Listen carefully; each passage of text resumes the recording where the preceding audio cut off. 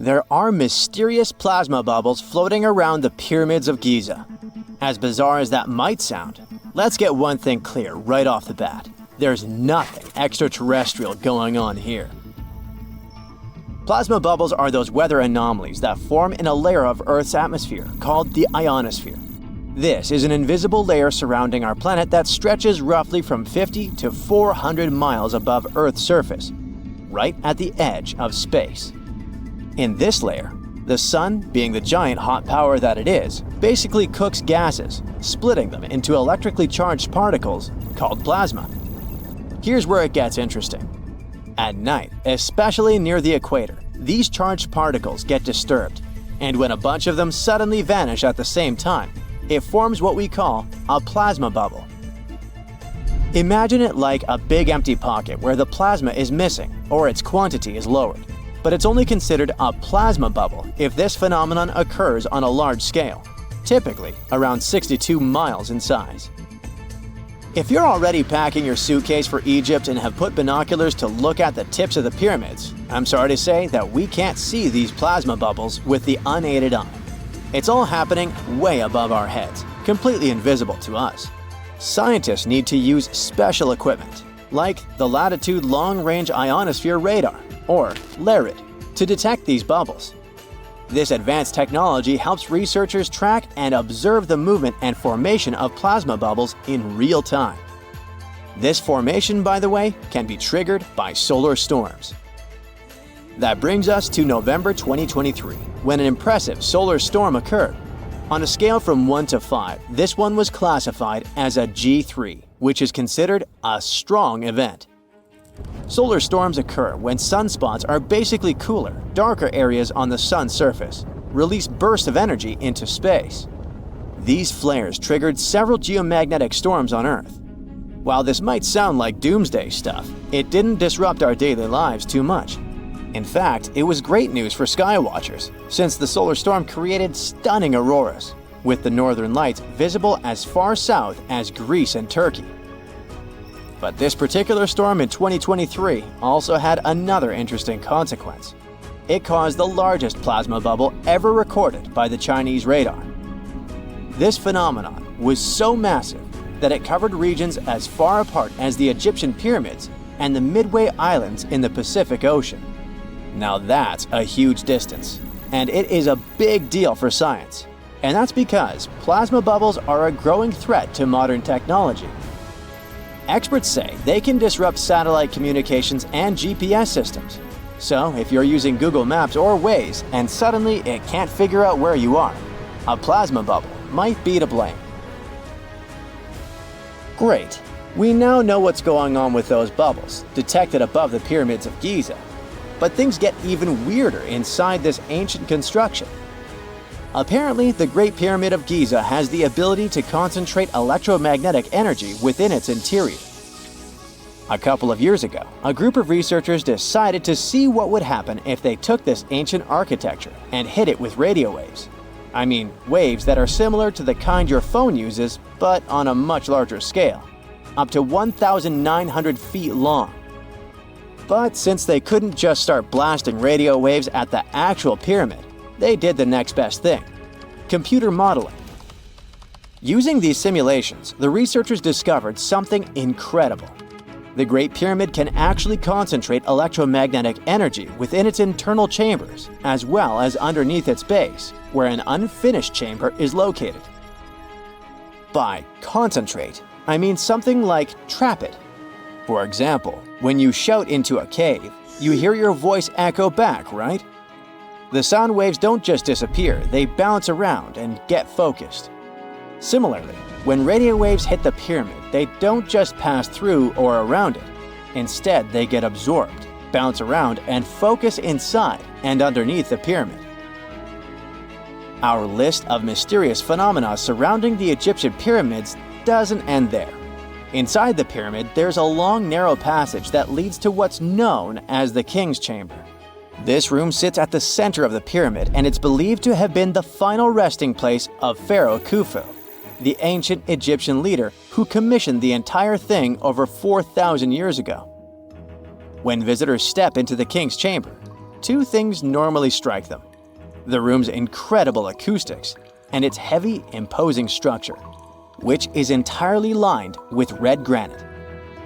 Recently, scientists have started to connect these two facts. Some researchers now believe that the King's Chamber might be able to catch or pick up sound energy generated from other parts of the pyramid. In other words, this room might have been designed to amplify sound in a way that no other chamber in the pyramid can. To test this theory, researchers conducted an experiment where they sang in the Queen's Chamber, which is located directly below the King's Chamber. Here's where it gets wild. The music couldn't be heard in the lower underground rooms of the pyramid, but it sounded loud and clear in the King's Chamber. One possible explanation for this is the type of stone used in the King's Chamber: pink granite. Granite is known for its piezoelectric properties, meaning it can absorb energy from its surroundings, like sound vibrations, and convert it into electrical energy. This suggests that the chamber's unique acoustics might be due to more than just the shape of the room. It could be that the granite itself plays a role in amplifying and concentrating sound waves. According to scientists, these discoveries open up a whole new field of research into the pyramid's potential. Could the ancient pyramids have somehow harnessed the energy created by sound waves, or even Earth's natural vibrations? It might sound far-fetched, but considering the granite's piezoelectric properties are well documented in modern science, it's not entirely impossible. Who knows? Maybe we've only just scratched the surface of what the pyramids were truly capable of. Speaking of just scratching the surface, there's even more to think about, like how the pyramids ended up in such a perfect location. It seems the builders lined up the Great Pyramid with the cardinal points, meaning its sides are almost perfectly aligned with the four main directions: north, south, east, and west. There are many theories about how they did it, but one study suggests that Egyptians might have used the fall equinox to achieve this perfect alignment. During the equinox, the sun rises and sets directly in the east and west. It probably made it easier for builders to use the sun's position as a guide. By watching the sun during this time, they could make sure the pyramids were positioned just right. If we think about all these strange things about the pyramids, I mean their perfect alignment, the ability to concentrate radio waves, and the materials used in the chambers that might generate electrical energy, could the real purpose of the pyramids actually be much more complex than just being tombs? Well, Nikola Tesla thought so. It is said that the famous inventor and engineer was kind of obsessed with the Egyptian pyramids, and he wondered if they might actually be giant energy transmitters. He believed the shape and position of the pyramids could help them function as huge generators, capable of producing free, limitless energy. Some researchers agree with Tesla and believe that these massive monuments might have been designed as giant power plants. According to their theory, builders could have figured out how to move ions, those electrically charged particles in the atmosphere, by placing materials like copper, gold, and silver around the pyramids. So, it's definitely possible that the ancient Egyptians created a sustainable, renewable power source. Although this is a very interesting thought, we haven't been able to confirm this theory, and the true purpose of the pyramids remain one of humanity's biggest mysteries. When you hear the word mummy, you might get a chill down your spine. That's because most of us associate this word with those creepy characters we've seen in some scary movies. But in reality, mummies have helped us understand a lot about ancient civilizations, their rulers, and about how people used to deal with losing their loved ones. The people most famous worldwide for their mummies are the ancient Egyptians. They believed that some sort of existence after passing away was possible, if certain conditions were met. That's why they insisted on preserving the human body through the process of mummification and placing the mummy in a furnished tomb, kind of like giving it a fully functioning apartment of its own. Why did they believe in this? Well, because they were deeply connected to their natural environment for the most part. They saw the natural cycles around them. like how the sun rose every day, followed by the moon, or how new life was always sprouting from plants, even after they had wilted away. They also believed that the powerful spirit Osiris, who represented the cycle of passing away and resurrection, played a role in this process. To prepare for the afterlife, the ancient Egyptians followed certain rituals, like mummification, which involved using materials like honey, resins, and incense to preserve the body. There's no other mummy more popular than that of King Tut.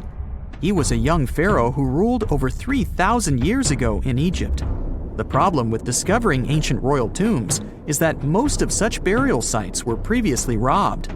People knew ancient rulers had been left with many valuable belongings, so those locations became vulnerable to thieves. When King Tut's tomb was opened in 1922, people were excited because it had not been robbed, like many other previously discovered royal tombs. That's how well hidden it was. Inside, his mummy was encapsulated in a total of 3 coffins, including one made of gold. The objects found in his tomb showed us what ancient Egypt was like, and studying his mummy also helped us learn about the culture and practices popular at the time when he passed away. We also learned about his family by looking at his DNA.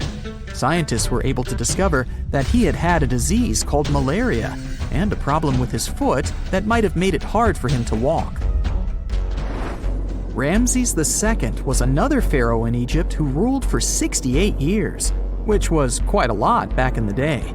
He was known for his expansion campaigns and building projects. Many objects from his time as a ruler still exist today, including a large statue of him.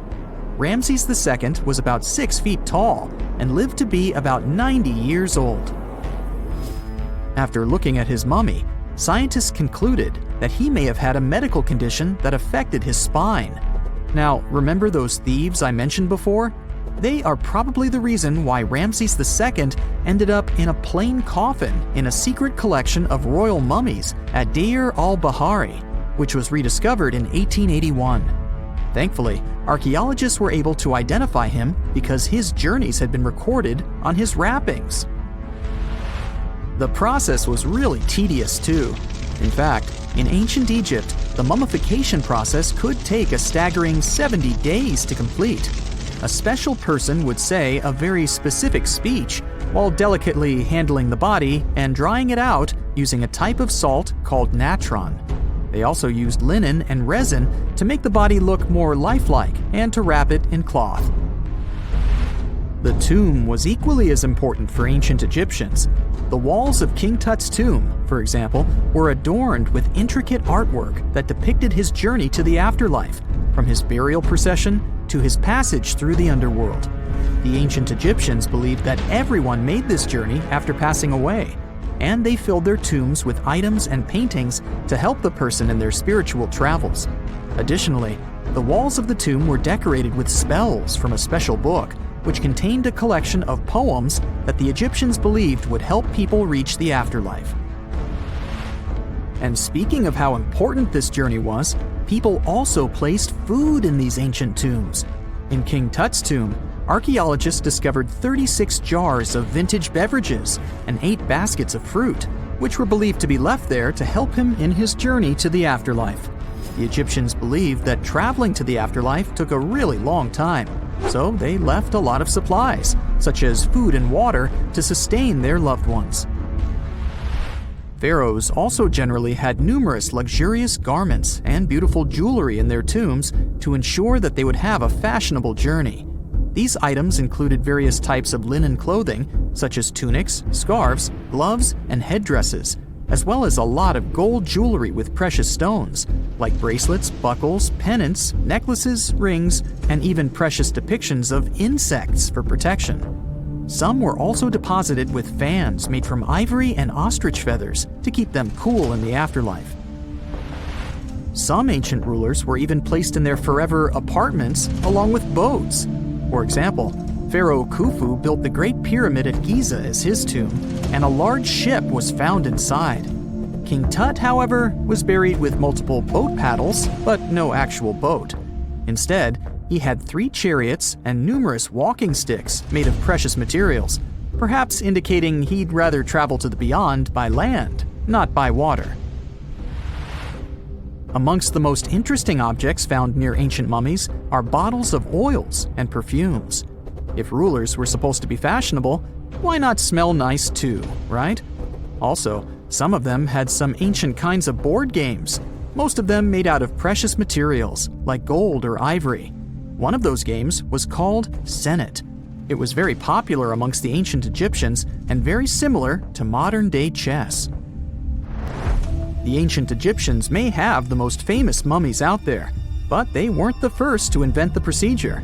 In fact, it all started in South America with an ancient civilization named the Chinchorro. As far as we know today, these people were the first to mummify their loved ones that had passed away. They did it somewhere around 2,000 years before the Egyptians started their own rituals. Sure, we can tell a lot about ancient rulers by studying these mummies, but until recently, we had no idea what they really looked like during their lifetime. Not so long ago, though, some very special mummy paintings were found by archaeologists studying ancient Egyptian objects. These mummy portraits are highly detailed paintings of individuals that were made while they were still alive. Such paintings were often painted on wood, as opposed to the classical portraits we all know about, which are painted on canvas. They are known for their realism and beauty, and have even been used by researchers to diagnose diseases by comparing them to the corresponding mummies. Some of these portraits also include depictions of jewelry, which was later found on the mummies. The recent discovery of these mummy portraits in Central Egypt is significant, as it marks the first time in over a century that such paintings have been found. Mummies appeared all around the world naturally, too. Mummification can occur without people intervening because of natural conditions, like extremely cold or hot environments, places with a lack of oxygen, or accidental exposure to chemicals that preserve the body. These conditions don't allow bacteria to grow, resulting in the body remaining more or less intact. Famous Otzi was one of these mummies. We know today he was a man who lived around 5,000 years ago in Europe. But upon his discovery in the Alps in 1991, Austrian authorities initially believed that he was a modern mountaineer because of how well preserved the body was.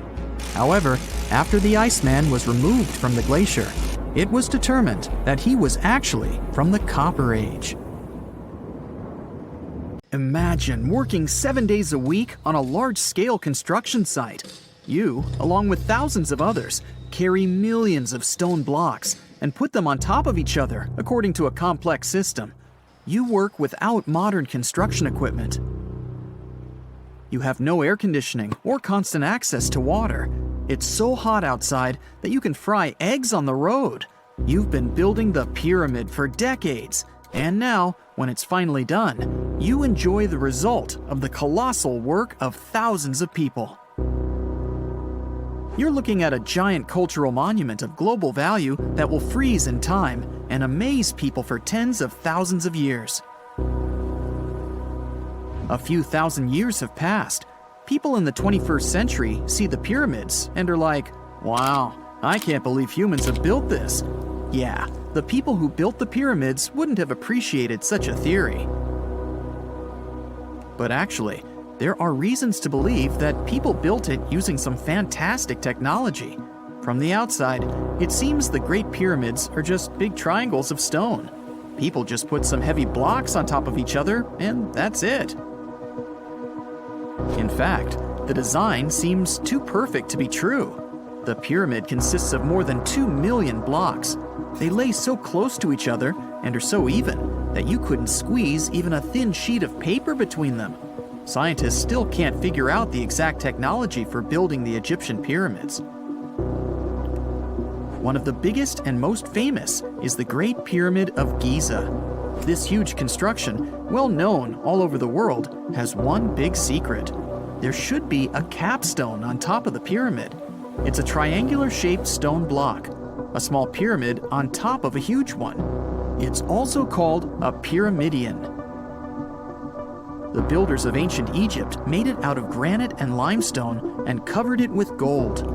No records or old drawings prove that there was a pyramidion at the top of the Great Pyramid of Giza. But there's another ancient Egyptian structure with such a triangle, the Red Pyramid. It was built before the Great One, and its capstone has survived to this day. Archaeologists have found and reconstructed it. But where could the capstone of the Great Pyramid be? It's a mystery that still has no answer. Some are sure that some thieves have stolen it from the top. Maybe they just climbed up and pushed the pyramidion down. It makes perfect sense. The capstone was probably the most valuable element of the pyramid. Many scientists and archaeologists still don't know its exact purpose. Some believe that this peak covered with gold glorified the pharaohs. The capstone reflected moonlight at night and illuminated the entire space around it. During the day, the capstone reflected sunlight with its shiny surface. You could have noticed it from afar. The top of the pyramid was a kind of guiding star for lost travelers. All other stone blocks of the pyramid consist of limestone. People polished them to make them look shiny. In the past, they were even glowing and reflected light. You could see glowing pyramids from space, although they looked like tiny lights. Over thousands of years, winds, sandstorms, and rains have changed the pyramid's appearance. If people had taken care of them all this time, they would have looked like something out of science fiction movies, or the pyramids from Las Vegas. But unfortunately, we will never see their original appearance. Some archaeologists and scientists believe that the capstone could absorb the sun's energy and distribute it evenly throughout the pyramid. No one knows precisely why the Egyptians needed this technology. There's a theory the pyramids are ancient energy systems. The pharaohs applied this energy to use some unique technologies that were more advanced than all the achievements of the 21st century.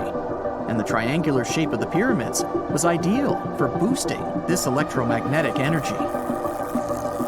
In theory, solar radiation, or electromagnetic forces, accumulated at the top of the pyramid, filled the inner rooms, and then went down the walls to the base. Any surface distortion could prevent the flow from spreading, so they had to create a perfectly smooth surface. That's why they installed the blocks so that nobody could squeeze a needle or razor blade between them. Many people believe in this theory because they built the pyramids from limestone. This material can hold energy inside itself. In the inner part, they created granite deposits to cause air ionization, that is, to create an electric charge. They also dug channels under the pyramid for water to transmit electricity. And at the top, they put a gold capstone, the best conductor of electricity. So, this is how you get a great power generator. Different cultures used similar technologies to create electricity all over the world. But these are all theories. If it had been working, humanity would have used these technologies today. There are mentions of the metal industry, chemistry, engineering, physics, mathematics, and astronomy in some ancient records. Most scientists don't believe in all these things. We know the detailed stages of the technology's development in different cultures. In the 21st century, scientists, historians, and anthropologists can track the evolution of all modern devices. If people had created some technological inventions in ancient times, the history of the world would have looked different. Perhaps all the achievements of antiquity could have been wiped off the face of the earth by global cataclysms, and it can happen to us. Just imagine how people would dig up a laptop in 5,000 years. Perhaps they wouldn't understand what kind of device it is.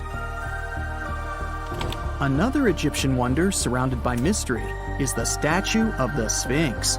The Egyptians carved it out of a single massive piece of limestone about 4.5 thousand years ago. But scientists still don't know the exact date of its construction or who built it. People painted the Sphinx in different colors, so it looked much brighter and more vivid in the distant past. It was shining just like the Great Pyramids. Anyway, time hasn't only changed its appearance, but its name too. Initially, the Egyptians called it Horemeket. The Greeks renamed it the Sphinx about a few hundred years after it had been built. The Sphinx emphasized the greatness of the rulers of Egypt. It also performed a symbolic function of a watchdog guarding the tomb of the pharaoh and the paths leading to it. This version sounds realistic, since archaeologists have discovered many secret entrances at the foot of the Sphinx.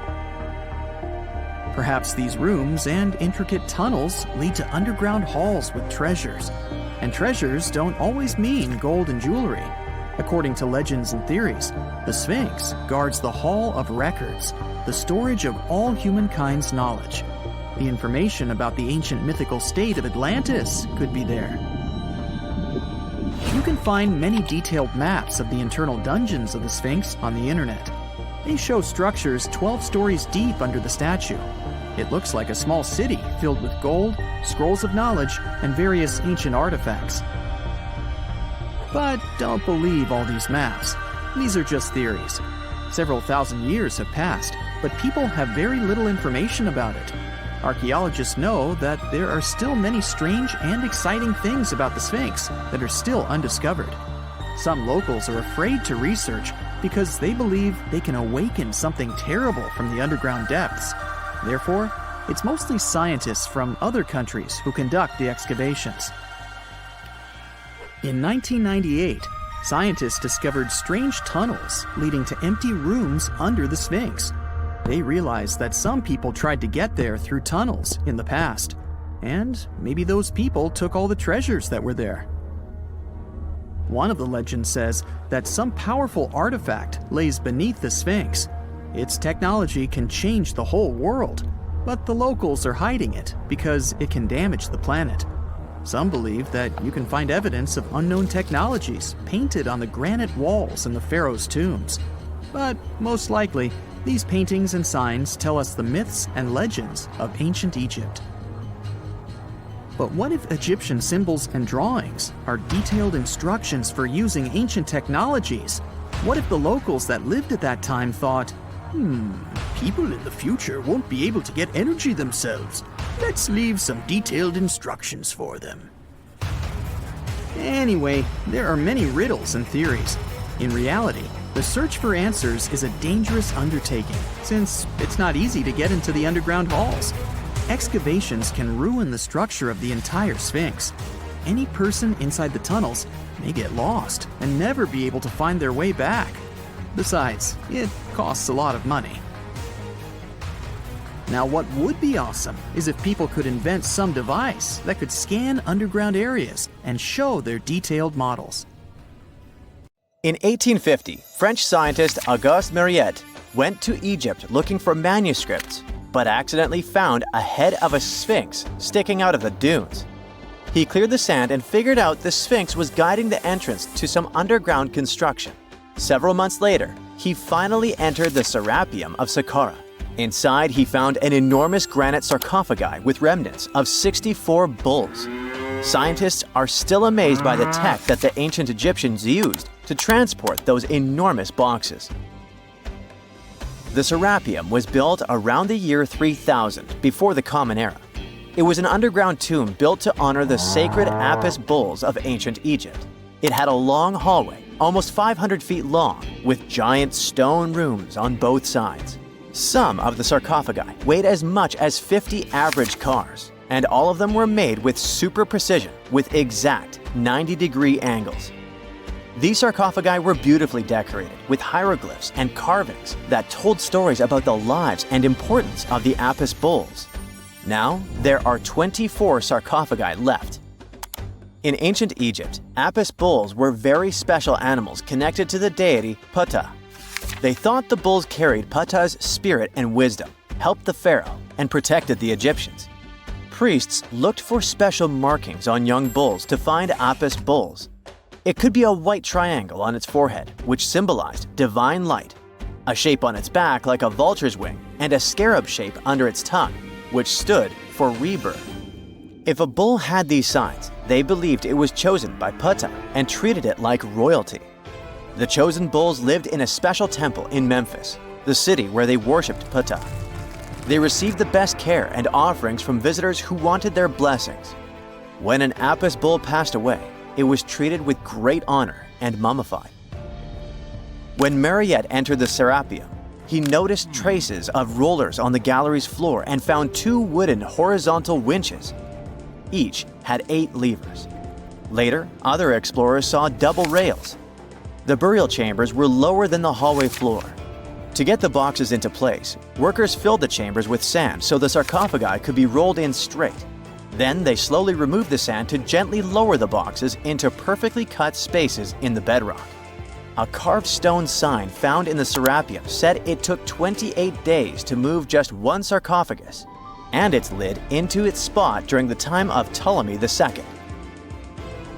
The extreme precision of the sarcophagi with 90-degree angles also has an explanation.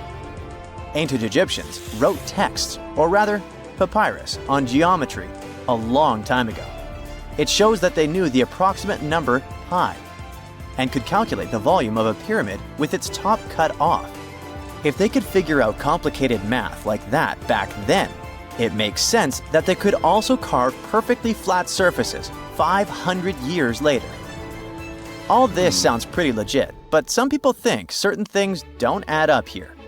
The size of boxes is way larger than the size of bulls, yet they buried pharaohs in tiny coffins that barely fit their bodies. The sarcophagi are made out of granite with crazy precision, and they could have just used limestone, which would have made things way easier. The transportation of the boxes seems pretty simple, but only in theory. If one person could pull about 440 pounds, then at least 250 people would be needed to pull just one box. The tunnels in the Serapeum are really narrow, only about 2 feet wider than the boxes themselves. There's no way hundreds of people could have squeezed into those tight spaces to pull the boxes. And even if they did, how would they turn the box in the cramped corridor, lower it into its niche, and place it perfectly in the middle? Somehow they did this 24 times, and every box is centered perfectly. Plus, the chambers were dusty, and there were no signs of soot from lamps. This means they must have worked in almost complete darkness. The real use of the boxes could also be different. A long time ago, even before the Egyptian pharaohs ruled, the local people already knew how to use fermentation. It happens when tiny organisms called yeast eat certain ingredients like starch and turn them into gas and ethanol. So someone in ancient Egypt probably put food like barley, bread, and even meat inside a giant stone box, then closed it tight with a heavy lid. These stone boxes, carved from granite, were so precisely made that they were almost completely sealed, so nothing could escape from it. As the yeast inside the box started working, it created more and more CO2 gas. It built up pressure inside the box. The granite boxes were incredibly strong. They could handle more pressure than a car tire can hold. When granite was squeezed under such pressure, its crystals produced a tiny electric charge. This effect was possible because granite contains quartz, a material that reacts to pressure this way. The process also needed meat or animal parts, possibly to help the yeast grow better. Meat contains something called oleic acid, which yeast needs to keep growing and to survive the bad effects of the ethanol it produces. As the pressure inside the box kept growing, the combination of gases and electricity made these boxes not just ancient fridges, but powerful energy systems. Over time, the pressure inside got so strong that it could push the lid open and the gas would escape with a pop. But when people rediscovered the Serapeum in 1850, they found old drawings that showed piles of stones stacked on top of some of the box lids. So, someone long ago probably tried to make the lids even heavier by adding extra weight to make it harder for the gas pressure to push them open. This extra weight also meant the quartz crystals in the granite could keep creating more electricity under all that pressure. If someone opened one of these stone boxes thousands of years later, they would only find bones from bulls that were placed in the box. And that's exactly what Mariette discovered in the 1850s. They opened the Serapeum for visitors soon after the first excavations in the second half of the 19th century. Prince of Wales even had a luncheon with his guests in one of the sarcophagi. Sands and earthquakes made the site inaccessible for a while, but now you can visit it again and try to solve the mystery yourself. With new tech, we could have answers to many other historical mysteries soon. A team of scientists at Chicago's Field Museum of Natural History recently used a special CT scanner to learn more about ancient Egyptian mummies without unwrapping them. They gently rolled 26 mummies on custom carts out to the parking lot, where the scanner was waiting. It took thousands of detailed X-ray pictures of each mummy and their coffins. When all the pictures were put together, they created 3D images that showed what was inside, the skeletons, and some artifacts. The scientists hope these images will help them understand ancient Egyptian burial practices from over 3,000 years ago. Even though the scanning process only took 4 days, it might take 3 years to study all the data. But scientists were able to learn some personal details about the mummies. One of the most popular mummified individuals at the museum, Lady Chineta, was a woman who lived in ancient Egypt about 3,000 years ago. It looks like she passed away in her late 30s or early 40s. To make sure her body looked complete for the afterlife, embalmers put stuffing in her neck to keep it from collapsing. They also placed artificial eyes in her sockets, so she would have eyes in the next world. She was wrapped in fancy linen and placed in a beautifully decorated coffin. The scans revealed that it had been carefully crafted with a slit at the back, which embalmers used to fit the body. There were also some artistic details on the surface, like markings for her knees. It looks like her burial was on the scale of a high-end luxury car. Egyptian archaeologists made an extraordinary discovery near Cairo just recently. Drumroll, please. The most ancient and most complete mummy yet discovered in the country. Yes, they were keeping it under wraps. The 4,300-year-old mummy was found in a group of tombs close to the Step Pyramid of Djoser, dating back to the Egyptian Old Kingdom. It was covered in layers of gold. The team also found several other tombs, including one belonging to an ancient Egyptian official and another belonging to a secret keeper who had the power to perform special ceremonies. Another interesting tomb was that of a writer, which featured the largest statues ever found in the area. This vast burial site is also home to more than a dozen pyramids and resting grounds. Probably one of the most famous mummies in the world is that of Hatshepsut. She ruled Egypt like a boss for around 20 years, building all sorts of impressive buildings and creating new trade routes. But when archaeologist Howard Carter found her tomb in the Valley of the Kings, her sarcophagus was empty. However, Carter did find 2 coffins in another tomb, one of which belonged to Hatshepsut's wet nurse and the other to an unknown woman. In 2006, a team of specialists decided to investigate whether that mysterious lady was the queen herself. They found a molar tooth in a wooden box with Hatshepsut's name on it, and when they compared it to a gap in the mummy's mouth, it was a perfect match. Ramses II was a pretty impressive ruler, but it was his mummy that eventually made history. Now, we don't hear too much about his daddy. Okay, I'll stop. Ramses is considered to be the most powerful pharaoh in all of Egypt, as he reigned for a whopping 6 decades. He also lived to be over 90 years old. Now that's pretty amazing, considering the time he lived in. Ramses II supposedly had over 100 offspring too. Talk about a big family. When he passed away, his body was originally buried in the Valley of the Kings, but some sneaky guys tried to rob his tomb of all his treasures. Officials back in the day weren't having any of that though, so they moved his body to a secret location to keep it safe. Fast forward to the 1800s, and Ramses II's mummy was discovered along with a bunch of other rulers and important officials. But it wasn't in the best condition, so archaeologists flew it to Paris to get it, pampered. Problem was, he couldn't just be transported into another country. The only solution available was to give Ramses II his own passport. His occupation was listed as king, and the document even featured his photo.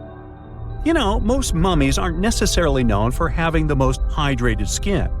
But that of an ancient woman, also known as Lady Di, proves otherwise. No, not that Lady Di. This wealthy lady from ancient times was discovered in an ornate tomb in 1971, and she looked fabulous, if we can say so about a mummy. Thanks to the special conditions in her tomb, like the moisture in the environment and the lack of oxygen, her body was almost perfectly preserved. Her skin was soft, her hair was on point, and she was still flexible. The museum that now proudly displays her mummy also shows a ton of fancy items that were buried with her, like dinnerware and musical instruments.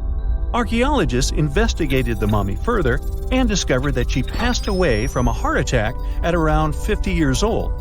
Even though it hasn't been around for over 2,000 years, Lady Di is still making history. The mummy of Otzi the Iceman was discovered in the Alps in 1991. Austrian authorities initially thought he was a modern mountaineer because he was so well preserved. Turns out, he was actually from the Copper Age. He was found in a mountain pass over 10,000 feet above sea level. Through studying his mummy, we've learned so much about life in Copper Age Europe. For example, we know that he was a native of Central Europe and enjoyed eating meat. He also suffered from arthritis, narrowing arteries, and intestinal problems. But he likely used acupuncture and medicinal herbs to treat these conditions. And apparently, he was pretty handy with tools. He sharpened them just days before his untimely demise. Who knows if he was expecting trouble or just getting ready for some routine work. Now, King Tut and his story is most likely the one that made all mummies famous. This pharaoh passed away at the young age of 19, more than 3,000 years ago. But his mummy is still one of the most well-known in the world. When his tomb was opened in 1922, people went wild because it was still intact, unlike many other royal tombs. It had some seriously blinged-out coffins, including one made of solid gold. Not only did Tut's tomb give us a glimpse into ancient Egyptian history, but his mummy also taught us a lot about the time he lived in. DNA analysis helped identify his parents and revealed that the pharaoh had a rare bone disorder that might have made walking a bit tough. Now, Ginger is most likely one of the coolest mummies you'll ever hear about. He's like a time traveler from 5,000 years ago who's still looking fly with his golden hair and perfectly preserved nails. Ginger was discovered in Egypt and is believed to be the earliest known mummified body.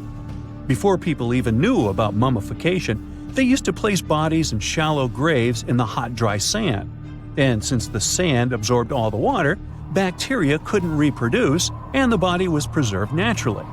Now, scientists are not sure if Ginger's preservation was intentional or not, but since he was buried with some pottery vessels, it's likely that whoever buried him knew some serious preservation techniques. If you want to meet Ginger in person, he's currently chilling at the British Museum.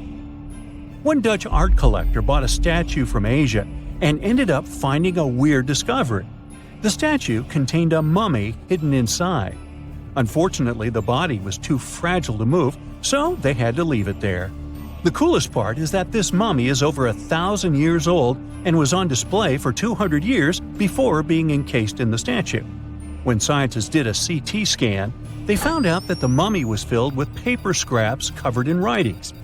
Experts think he might have done this thing called self-mummification, which is a pretty intense process involving a special diet and tea that makes your body less prone to bacteria. Only a few people could handle this ritual, and those who managed to do that were seriously respected. No other Egyptian queen has baffled scientists and historians like the stunning Nefertiti. Based on her statues, she was known for her slender neck, wide eyes, and high cheekbones. Her name translates to "the beautiful woman has come." Talk about living up to your name, huh? Even though she wasn't a pharaoh herself, Nefertiti still managed to leave a lasting impression. Written records suggest that, as a wife and queen, she held an incredibly influential role. Because of her power, she was indeed admired, but she also managed to make quite a lot of enemies throughout her life. She was also related to King Tut, but not biologically. Rather, she was his stepmother. So far, locals have yet to identify her mummy, but that may soon change. A local Egyptologist who has been busy excavating tombs in the Valley of the Kings has found two mummies that he believes could be Nefertiti and her daughter. According to specialists, we may soon finally get a definitive answer about the identity of these two mummies. And if one of them does turn out to be Nefertiti, we could be in for a real treat. DNA analysis and CT scans of the mummy could give us the most complete and accurate image of the queen that we've ever seen. It's crazy to think that we've only scratched the surface of what lies beneath modern-day Egypt. Nefertiti ruled during a time of great power and prosperity in Egypt, but unfortunately passed away in a period of social turmoil, leading to her gravesite being lost. Now, where's my mummy?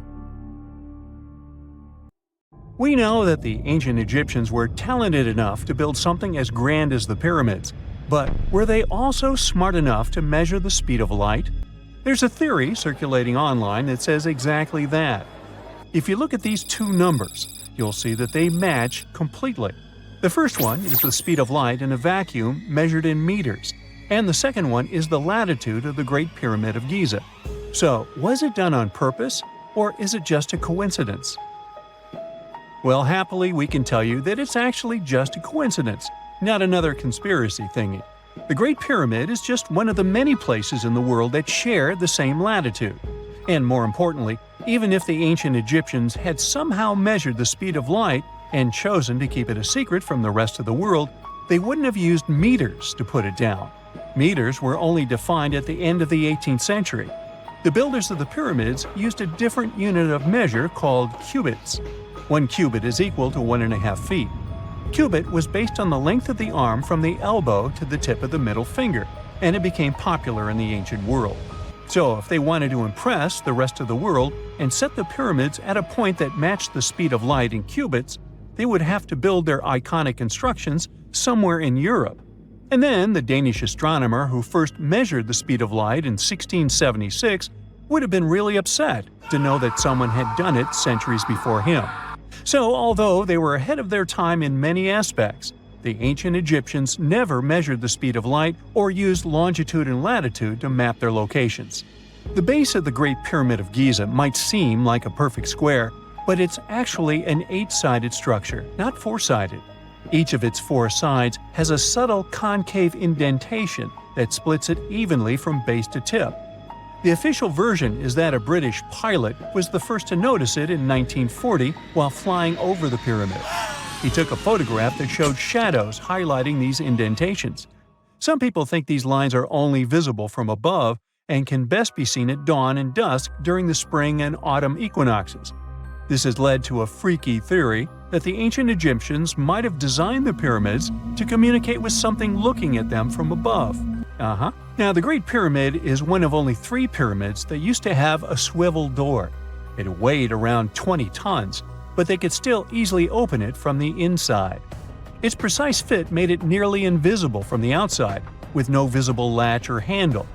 There were only slight variations in the exterior stone that gave out an opening. The other 2 pyramids with similar doors belonged to Khufu's father and grandfather. The Great Pyramid also has a hidden void at least 100 feet long that was only found in 2017. We still don't know what lies within the space, what purpose it served, or if it is the only space of its kind. Researchers used the same tech to see through cathedral walls, Mayan pyramids, and even volcanoes. It depends on a natural shower of subatomic particles called muons. They pass more easily through empty space than through solid materials.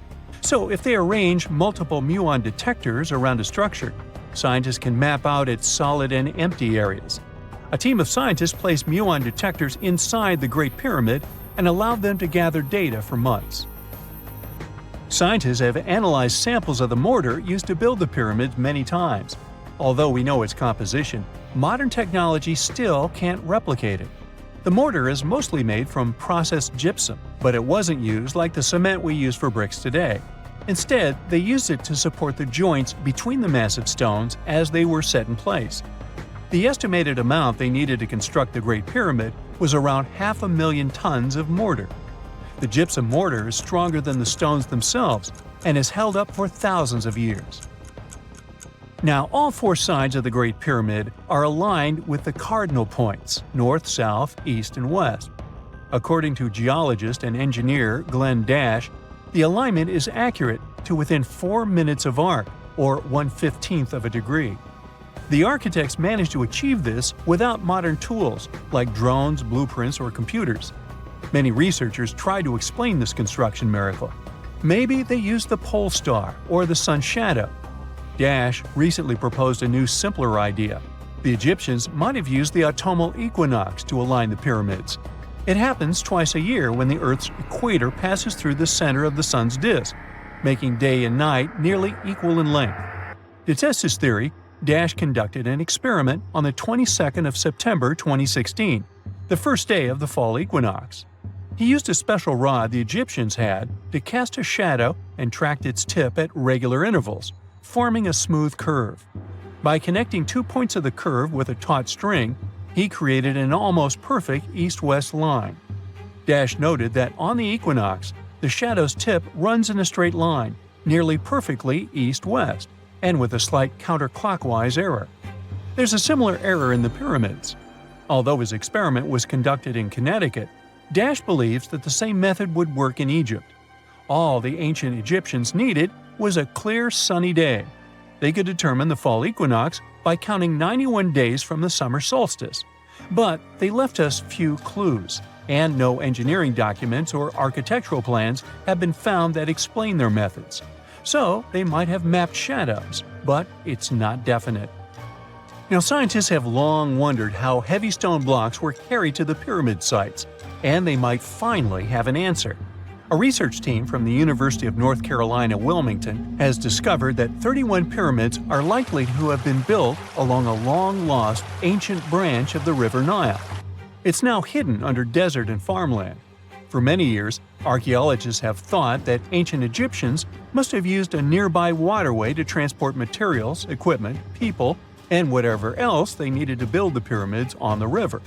But up until now, they weren't certain of the location, shape, size, or proximity of this waterway to the site of the pyramids.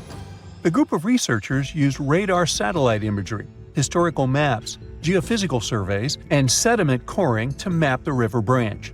They believe it was buried by a major drought and sandstorms thousands of years ago. The team managed to go below the sand surface and get images of some hidden features thanks to radar technology.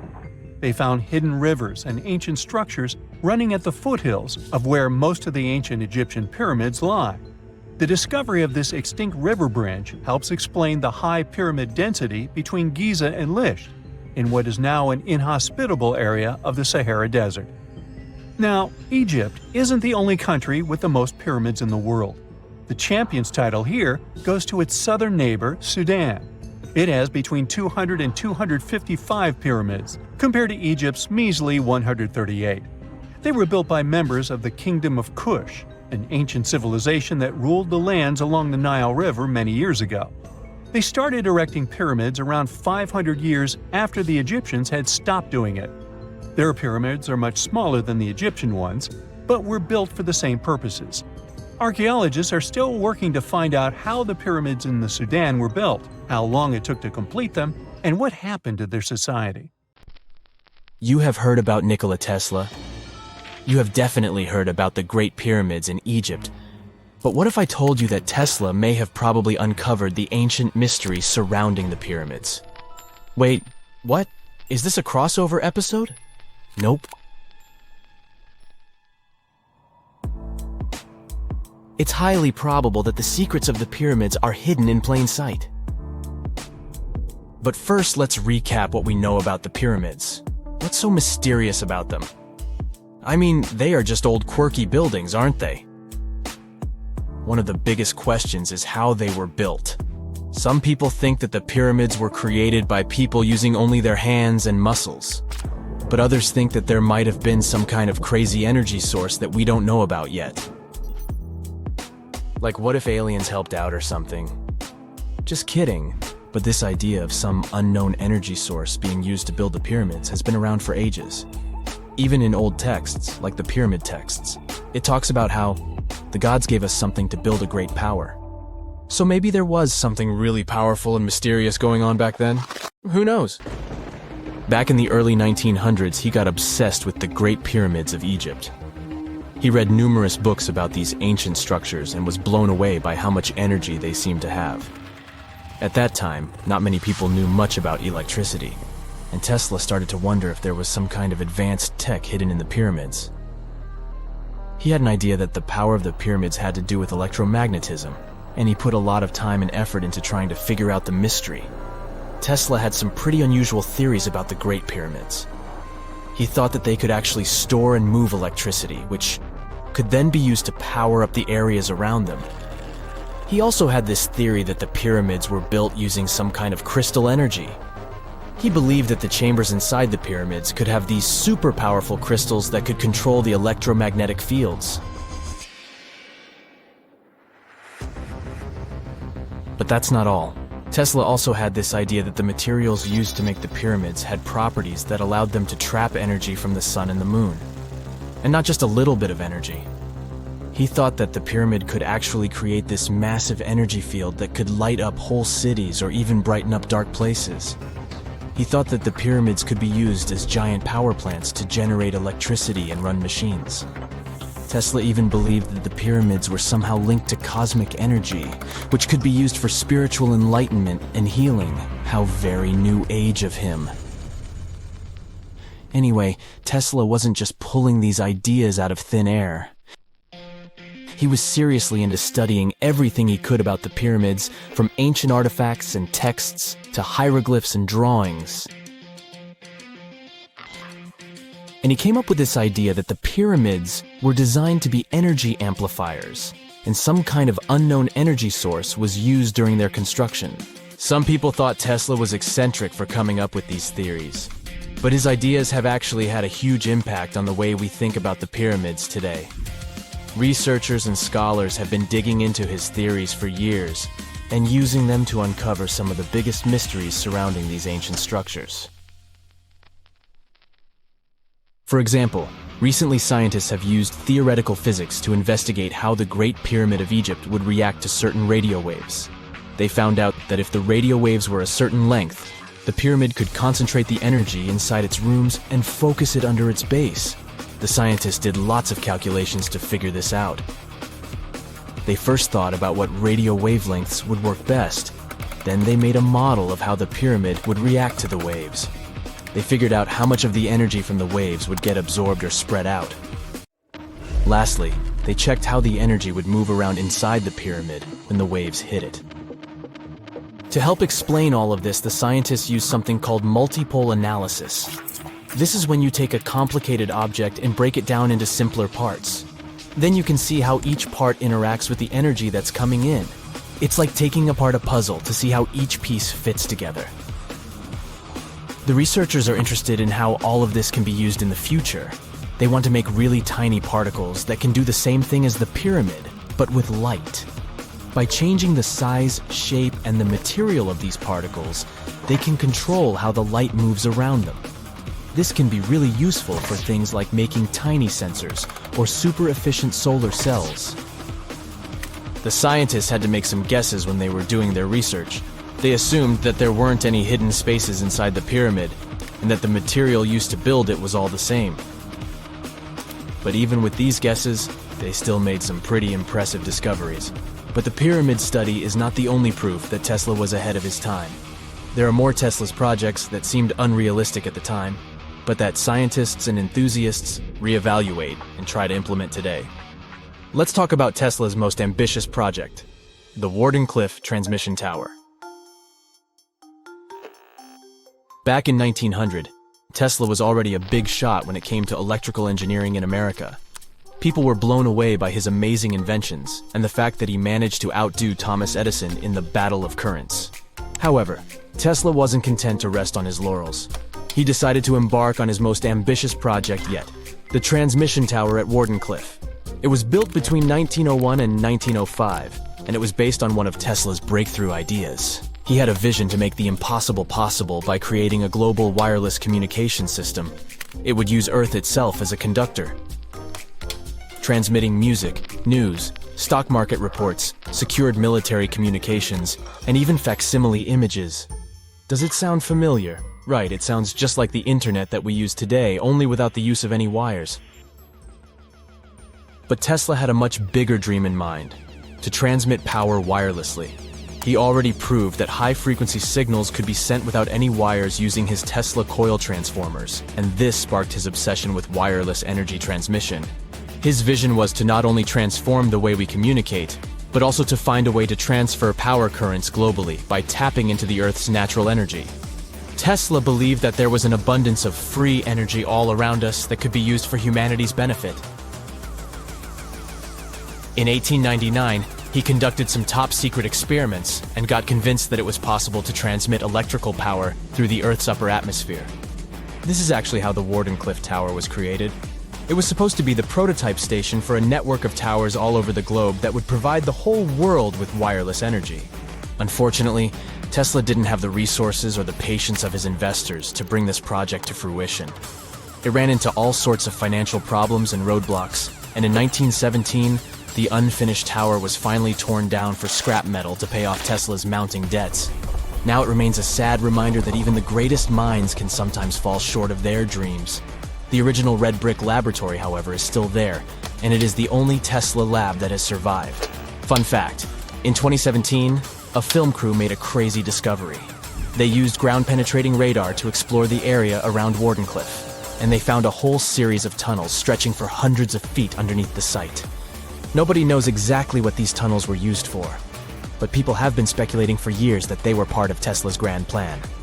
Wardenclyffe, of course, is a major landmark for Tesla enthusiasts from all over the world. Who knows? Maybe someone will finally crack the mystery of the tunnels one day.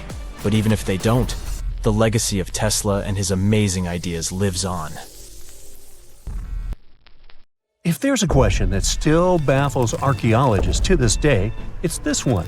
How did the ancient Egyptians build those magnificent pyramids? As far as we know today, their resources were quite limited, especially in terms of tools and building materials. We still don't have a fully satisfying answer, but hey, we've got some pretty amazing theories worth considering. The leading contender among these theories involves the clever Egyptians employing a sneaky strategy. Now picture this. They constructed a slanted and curving mound made of bricks, earth, and sand encircling the pyramid to be. As the pyramid grew taller and taller, they simply increased the height and length of this wacky structure. It's like they were playing an ancient game of Jenga. Now, how did they get those massive stone blocks up there? Well, according to the legendary ancient Greek historian Herodotus, they used sleds, rollers, and levers. It sounds like they turned construction into a supersized game of tug-of-war. And guess what? Herodotus also claimed that the Great Pyramid, the one from Giza, the granddaddy of them all, took a whopping 20 years to build. There's more. Herodotus also dropped a mind-boggling number on us. 100,000 men were supposedly involved in this pyramid extravaganza. Did they hire the entire Egyptian population? Well, it might not be as far-fetched as it sounds. These men were probably mostly farmers, so they probably focused on the pyramids when there wasn't much work to be done in the fields. Like during the flood season of the Nile River. Obviously, specialists in the archaeological community had something to add to this theory. By the late 20th century, they discovered some evidence that suggests the workforce might have been smaller and more permanent than previously thought. Instead of a massive army of 100,000 pyramid builders, they proposed that a modest crew of around 20,000 workers, accompanied by support personnel like bakers, physicians, and even spiritual leaders, could have gotten the job done. There was also this theory that claimed that the pyramids were actually built from the top downward. It suggested that these colossal structures were nothing more than isolated hills used as quarries. The stones were supposedly drawn from these hills, and over time, competing engineers took charge and transformed them into the iconic pyramids we know today.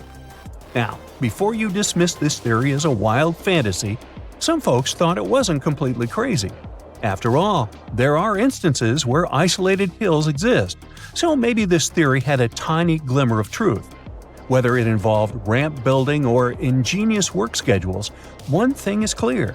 Those pyramids have definitely left their mark on history and on our imaginations.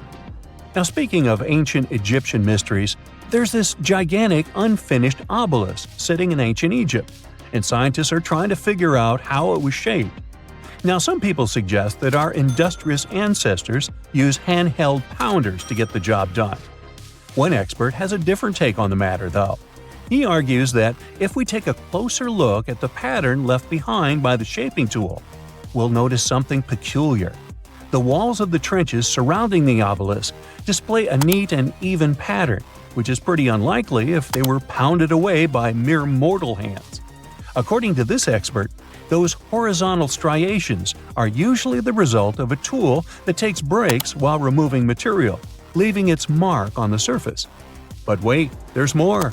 Imagine the tool being rocked back and forth against the trench walls, clearing away the waste to keep the trench from narrowing.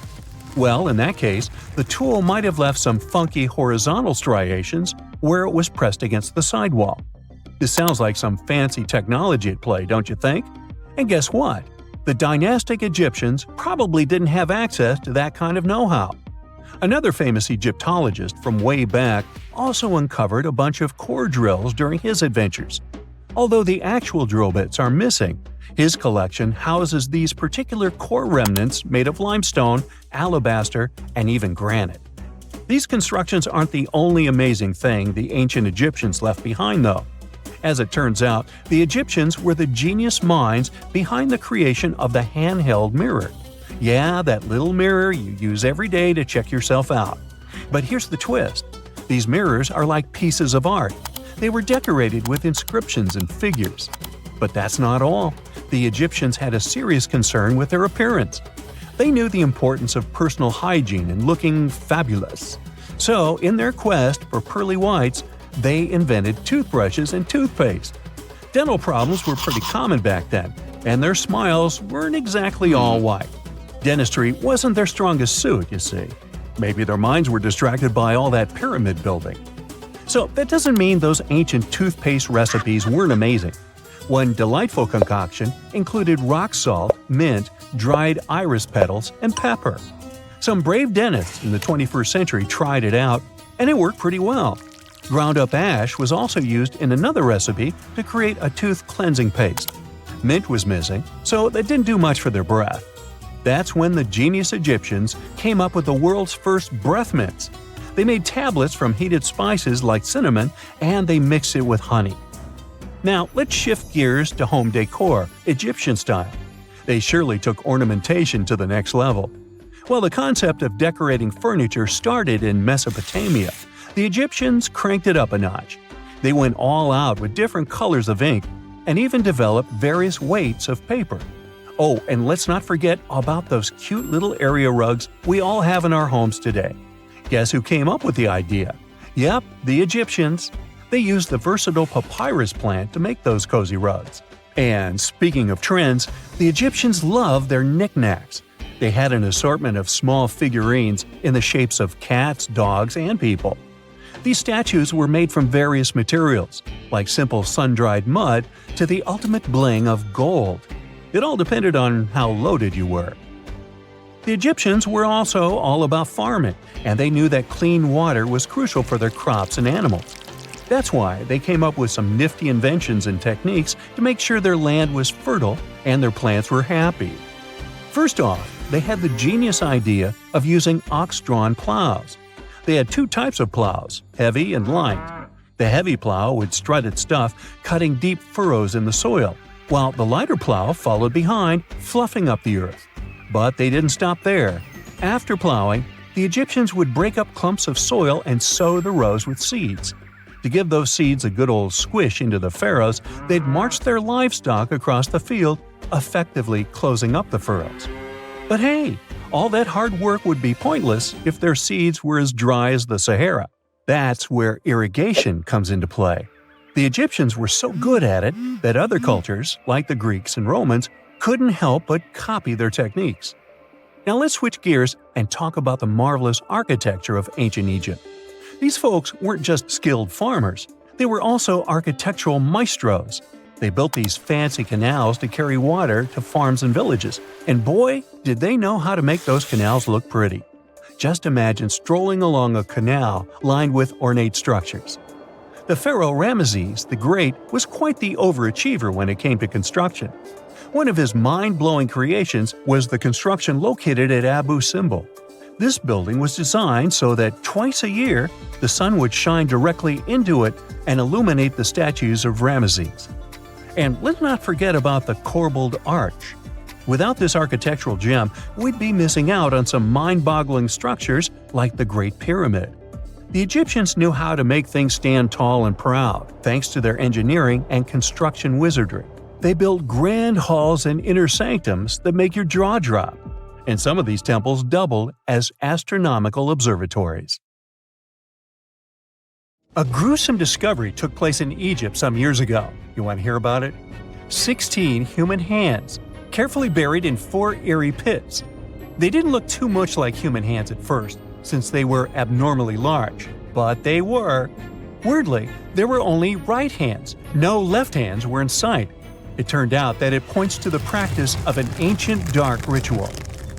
Old Egyptian art and tales talked of a ceremony where warriors would present the right hand of their adversaries as proof of victory and ask for gold in return.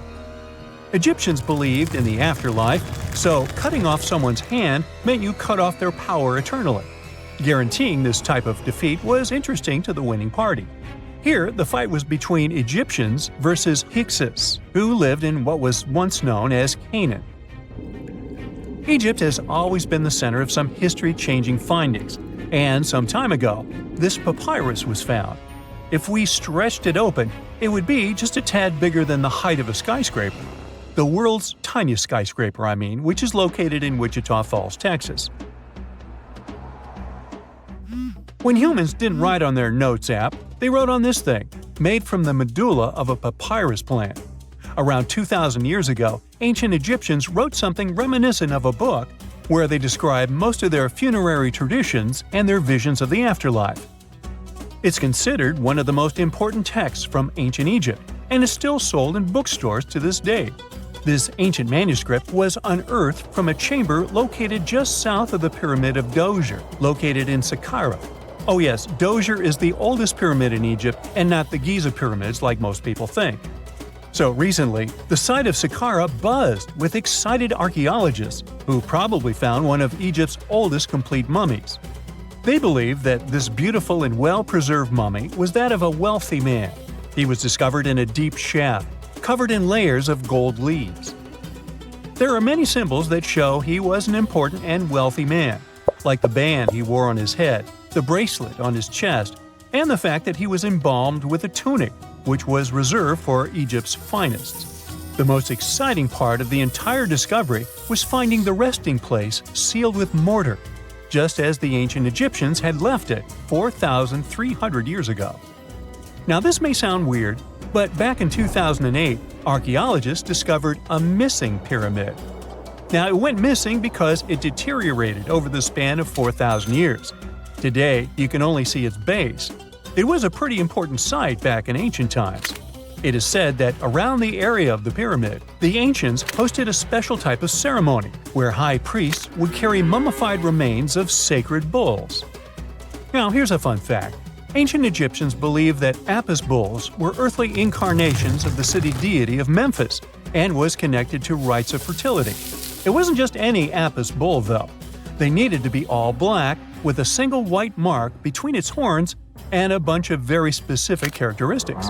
They were selected by the local priests and honored until they passed away. After that, they were mummified and buried in underground galleries. Meanwhile, this missing pyramid sort of disappeared around the 1800s. It was a German archaeologist who first found it in the village of Saqqara. He called it the Headless Pyramid when he first found it. But then, years after the official discovery, the desert sand came along and covered the whole thing. There were some excavations between the 19th and 20th centuries, but they weren't too systematic. That's why scientists were so thrilled when they dug an entire pyramid's base after removing the 25-foot mound of sand that was covering it. Oh, and it turns out American archaeologists are excavating a cemetery in Egypt that could contain over 1 million mummified bodies. So far, archaeologists have dug around 1,700 mummies. One of the main differences from other classic Egyptian mummies is that these people weren't kings and pharaohs. They were commoners that most likely lived about 1,500 years ago, when Egypt was controlled by the Roman and Byzantine empires. The name of the cemetery is cool, though, the Way of the Water Buffalo, just in case you want to check it out on your next trip. Other than bulls and buffaloes, ancient Egyptians also liked baboons. Are you seeing a pattern here? In the beginning of the 20th century, archaeologists discovered a site filled with mummified baboons in a place called, guess what? The Valley of Monkeys. An animal wouldn't have been mummified if it wasn't considered important. Certain animals were more important than others, since they were linked to specific deities. Jackals were connected to Anubis, the ancient god of the afterlife, and cats were likened to the female deity Bastet. Baboons were a pretty big deal, since they were believed to be connected to Thoth, the deity of wisdom and advisor to Ra, one of Egypt's supreme deities. The archaeologists who studied these animals weren't too happy. They think these baboons were kept inside and were deprived of sunlight for most of their lives. They had extreme vitamin D deficiencies and they were poorly fed. Maybe Thoth got angry with these baboon keepers. Just a guess. Since there's never a boring day for archaeologists in Egypt, they also found human mummies with golden tongues. Since Egyptians were all about the afterlife, they believed that golden tongues might help a person speak once they pass to the other side. I mean, it's a long shot, but hey, why not? Some of these mummies were placed in wooden coffins with goods, such as necklaces, pottery, golden artifacts in the shape of lotus flowers and scarab beetles, and iPhones. Just kidding. A new temple was also unearthed recently in Egypt. Scientists believe it was dedicated to honor Zeus Cassios. That deity would be a cross between Zeus, the almighty Greek deity of the sky, and Mount Cassios. While digging around the Sinai Peninsula in Egypt, archaeologists spotted 2 pink granite columns poking out of the ground, and bingo. They believe these columns represented the temple's front gate and collapsed during an earthquake many years ago. And speaking of deities, there weren't only super serious deities. Recently, scientists unearthed a golden ring in a city south of Cairo. No, Frodo, it's not magical. It was a normal gold ring, but it had the depiction of the deity of fun, officially named Bes. This deity is often described in sacred texts as a happy, chubby dwarf. Today, many tattoos we get are sorta deprived of any sense and are made of aesthetic purposes only. In ancient Egypt, though, women would get tattoos as a token of protection for childbirth. That's what scientists think, at least.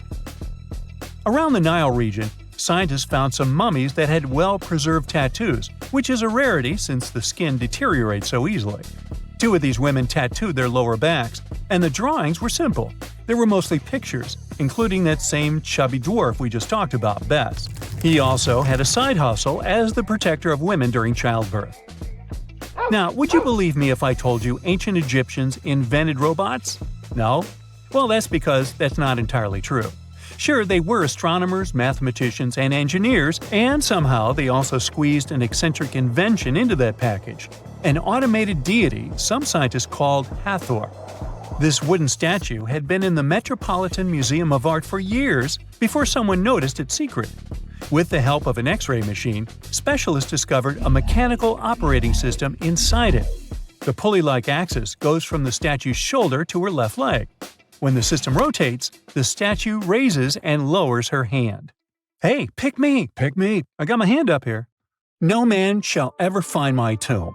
That's what, according to rumors, Cleopatra once said. Rumor has it really wasn't about the gender. She wanted no living soul to disturb her, and I think she meant that no human would ever discover the location of her grave. But, surprisingly, it was indeed a woman who was closer than anyone before to finally discovering the Queen's resting place. Meet Kathleen Martinez Berry, a criminal lawyer turned archaeologist. She got so intrigued with Cleopatra's story that she packed her bags and went to Egypt with no official support and even no permission from the authorities. All she had was pure determination to find the Queen's tomb. Now, you could say Kathleen had always been ahead of the game. She skipped grades in school, mastered piano, chess, swimming, and martial arts, and grew up listening to top intellectuals debating in her home. And she even got her law degree at just 19, and archaeology was her side passion. She had never actually been to Egypt, never dug up a single artifact. But her fascination with Cleopatra went all the way back to an argument with her father in 1990. That day, she walked into his library looking for a copy of Antony and Cleopatra by Shakespeare. Her dad Fausto Martinez, a professor and legal expert, casually called Cleopatra a seductress. Kathleen wasn't having it.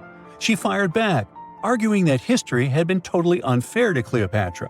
The Romans, she said, wanted to destroy her reputation, and for centuries, people had just believed their version of the story.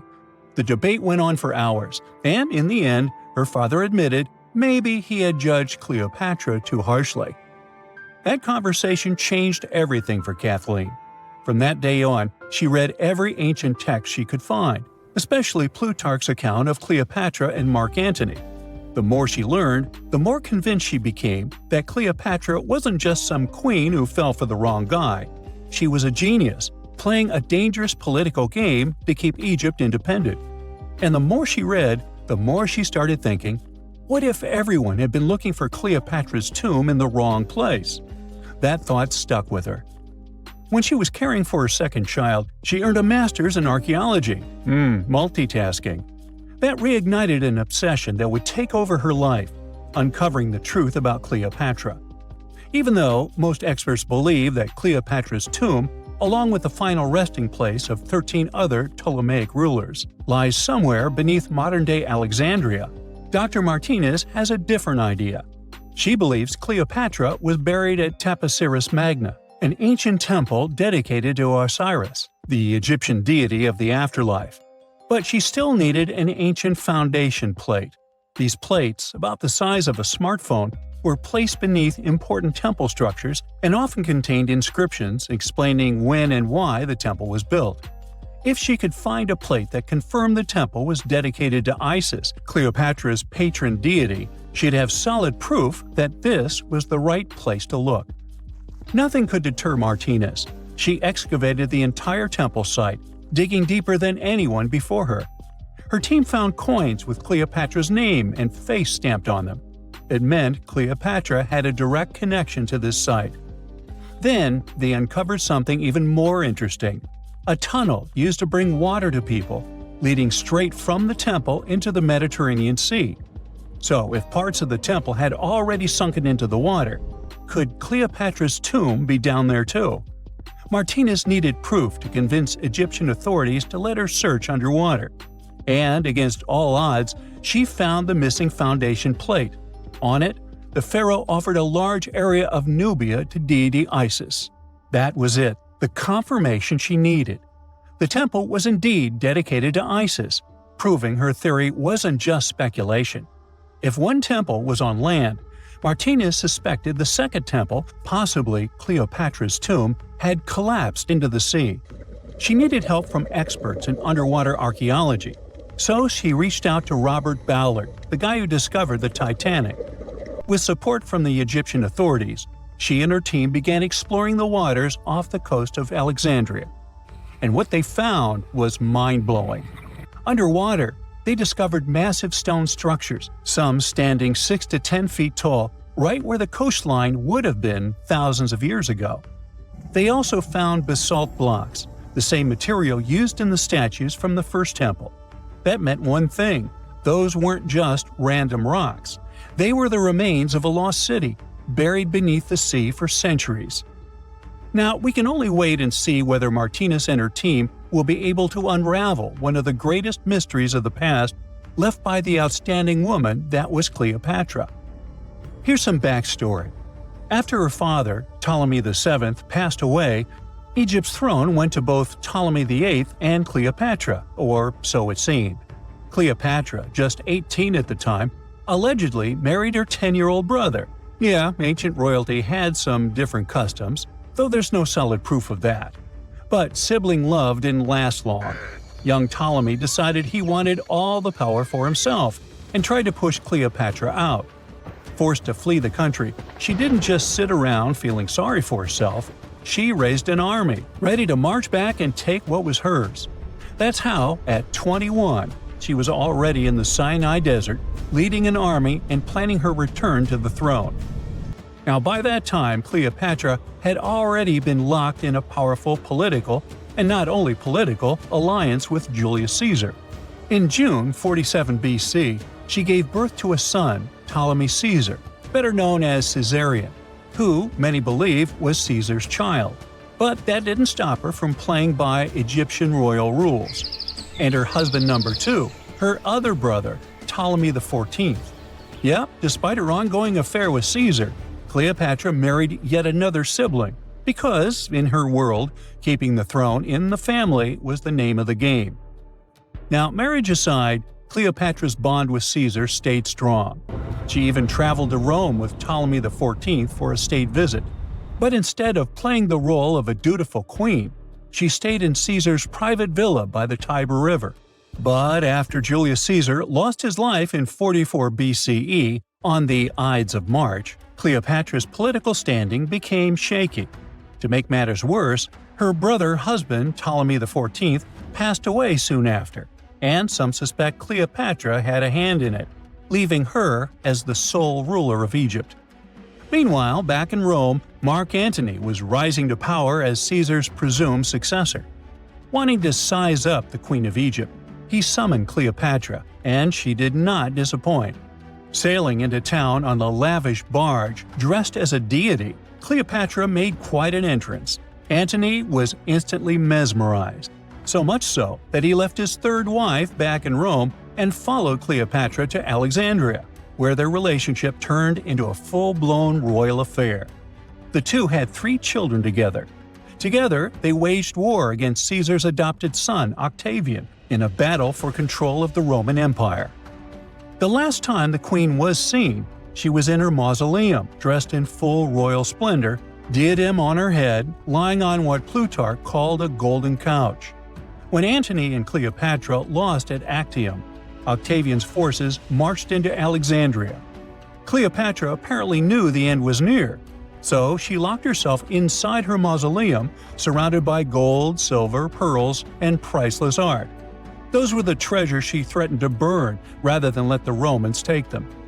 Antony, meanwhile, wasn't going to let the Romans capture him alive. He wounded himself with his own sword, but before he passed away, he was carried to Cleopatra's side. She held him as he took his last breath in her arms. A little over a week later, Cleopatra made her own choice.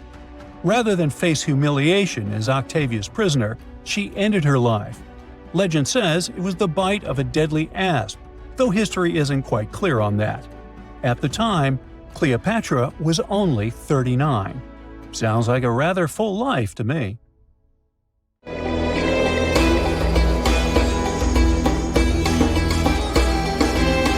The Great Pyramid was created as the final resting place of ancient Egyptian monarch Khufu. According to legend, French leader Napoleon entered the Great Pyramid and came back out looking shaken and super pale. He never revealed what he saw inside, but whatever it was is said to have affected him for the rest of his life. When Napoleon entered the pyramid, he would have walked through a super tight and ascending passageway. He'd then go through another passageway, known as the Great Chamber. This corridor would have been much taller than the previous one, and would have cobbles too. He'd then reach the King's Chamber, the centerpiece of the Great Pyramid, which was lined with huge blocks of granite. But it wouldn't have looked as grand as we might imagine. There are no hieroglyphics decorating its walls, as Egyptians only began decorating the burial chambers of pyramids much later on. The pharaoh's tombs deep inside the pyramid would have also been filled with treasures, from chunks of gold to the world's most expensive jewelry. But this would have all been looted a long time ago. The only thing that probably would have been left in there would have been a huge sarcophagus, which would have once contained the king's mummy. He'd also have to walk past the queen's chamber. This room most likely didn't hold any queens though, as pyramids were usually only built for one person. There are mysterious tunnels leading from here. To this day, no one is really sure what they're there for. And that's not the only mysterious and creepy thing Napoleon may have encountered, as stories of pharaohs leaving ancient curses on pyramids go way back. Many pyramids had warnings written on the outside, telling of horrifying things that would happen to those who entered and disturbed the peace. We might not know what exactly Napoleon found in the Great Pyramid that scared him so much, but we know for sure what was found in Tutankhamun's tomb. Tutankhamun was an ancient Egyptian pharaoh who was only 8 or 9 years old when he took to the throne. He became a cultural phenomenon when his tomb was discovered almost completely intact in 1922. His pyramid sits in the Valley of Kings in Thebes, modern Luxor, which is in Egypt. Unlike the Great Pyramid, Tutankhamun's tomb was covered in beautiful wall decorations. The walls told the story of how he would travel to the afterlife through the underworld. Egyptians believed all people would have to take this journey, so they would fill their tombs with objects and paintings to help them get there. There'd also be spells painted on the walls. They believed this would help people pass over to the next realm. The journey would be pretty long, and for that reason, the ancient Egyptians would also fill the pyramids with food. Tutankhamun's pyramid was filled with 8 fruit baskets. They even found something called gingerbread fruit in there. The rooms were jam-packed with furniture, statues, clothes, and staves, amongst a whole bunch of other things. You'd likely find a lot of clothes and expensive jewelry in the pyramids as well. The ancient Egyptians wanted their ancestors to travel in style to the afterlife. They put Tutankhamun in his final resting place with over 50 pieces of clothing, all of the highest quality.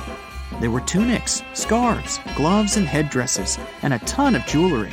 Bracelets, pendants, necklaces, rings, and scarabs for protection were all found inside. Each of them was made of gold or precious stones. There were also fans made of ostrich feathers to keep the old pharaoh cool in the hot Egyptian sun.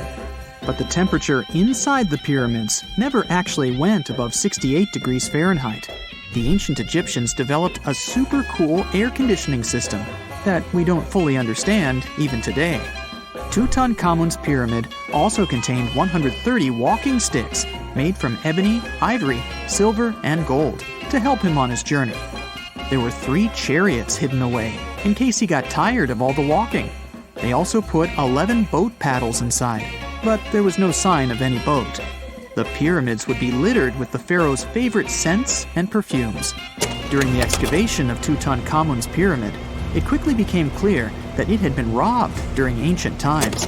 There was damage to doors and traces of oils left in empty jars. It looks like someone raided the pyramid for gold and the scents, perfumes, and oils that had been left for King Tut. There was still a bit of perfume, which was made from coconut oil and frankincense, left in one bottle. It seems like Pharaoh Tutankhamun loved board games. There was an ivory traveling set of Senet in his pyramid. Although we don't know for sure exactly how to play it, we have figured out it was sort of an ancient Egyptian version of backgammon. It looks like it was a 2-player game where the goal was to knock your opponent off the board. Not really sure who Tutankhamun's mummy was supposed to play with, though. The ancient Egyptians had some rituals that may seem pretty strange to us. For example, they used to shave their eyebrows off if they ever lost a cat. So it's not too surprising they put some really weird things inside pyramids. Archaeologists discovered a collection of mummified cats and scarab beetles in pyramids that date back more than 4,000 years. They were found in the pyramids of Saqqara, which is south of Cairo. They also found a bunch of makeup kits and mirrors inside. Makeup was worn proudly by both men and women in ancient Egyptian times. Eyeliner was the most popular cosmetic. The Rosetta Stone was one of the best discoveries ever made in pyramids. It was found by our man Napoleon Bonaparte and his team. It's a black granite rock that dates back to 196 BCE. It's transcribed in Greek, Demotic, and hieroglyphic. When it was translated in 1822, we got the key to understanding ancient Egyptian hieroglyphics for the very first time. The discovery of Queen Hatshepsut's mummy in 1903 changed our understanding of the Egyptians forever.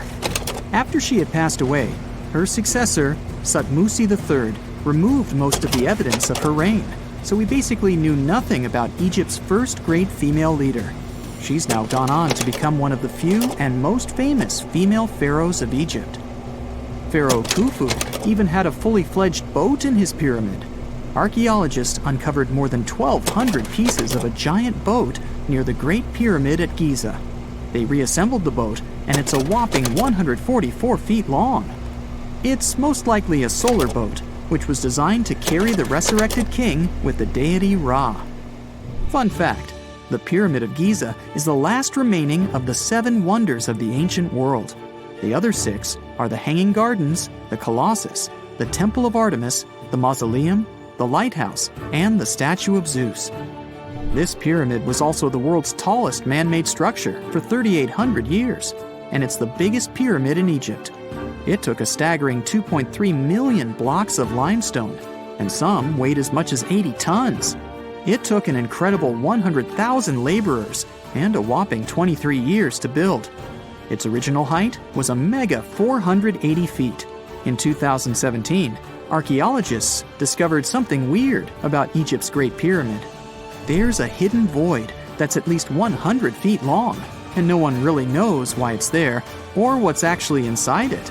The weird void is the first inner structure discovered within the 4,500-year-old pyramid since the 1800s.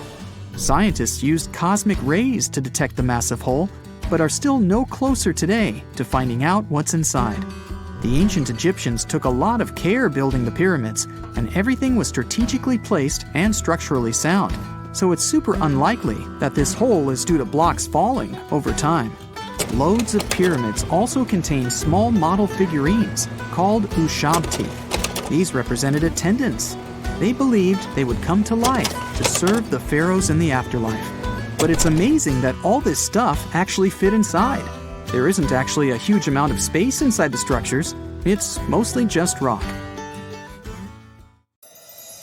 So looky here, scientists discovered ancient artifacts near King Tut's tomb.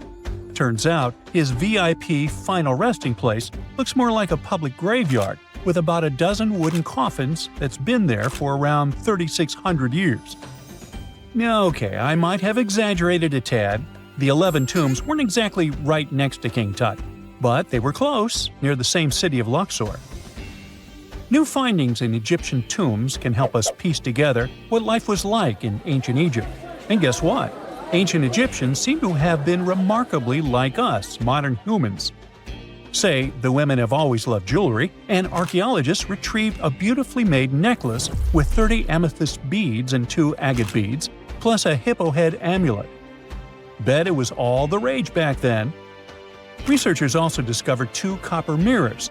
One had a handle shaped like a lotus, and the other was decorated with Hathor, the ancient Egyptian deity of the sky, women, fertility, and love. These recent excavations near Tutankhamun's burial site led to another jaw-dropping revelation. For the first time in thousands of years, fragments of Queen Hatshepsut's Valley Temple were uncovered. This fearless woman was thought to be the second female pharaoh, who ruled with both courage and wisdom, leaving a legacy as solid as the stones themselves. Her temple, hidden for ages, opens a window into a time filled with power, intrigue, and spiritual devotion. Archaeologists found over 1,000 beautifully decorated stone blocks on the outskirts of Hatshepsut's funerary temple. There were very few women who managed to take the throne in ancient Egypt.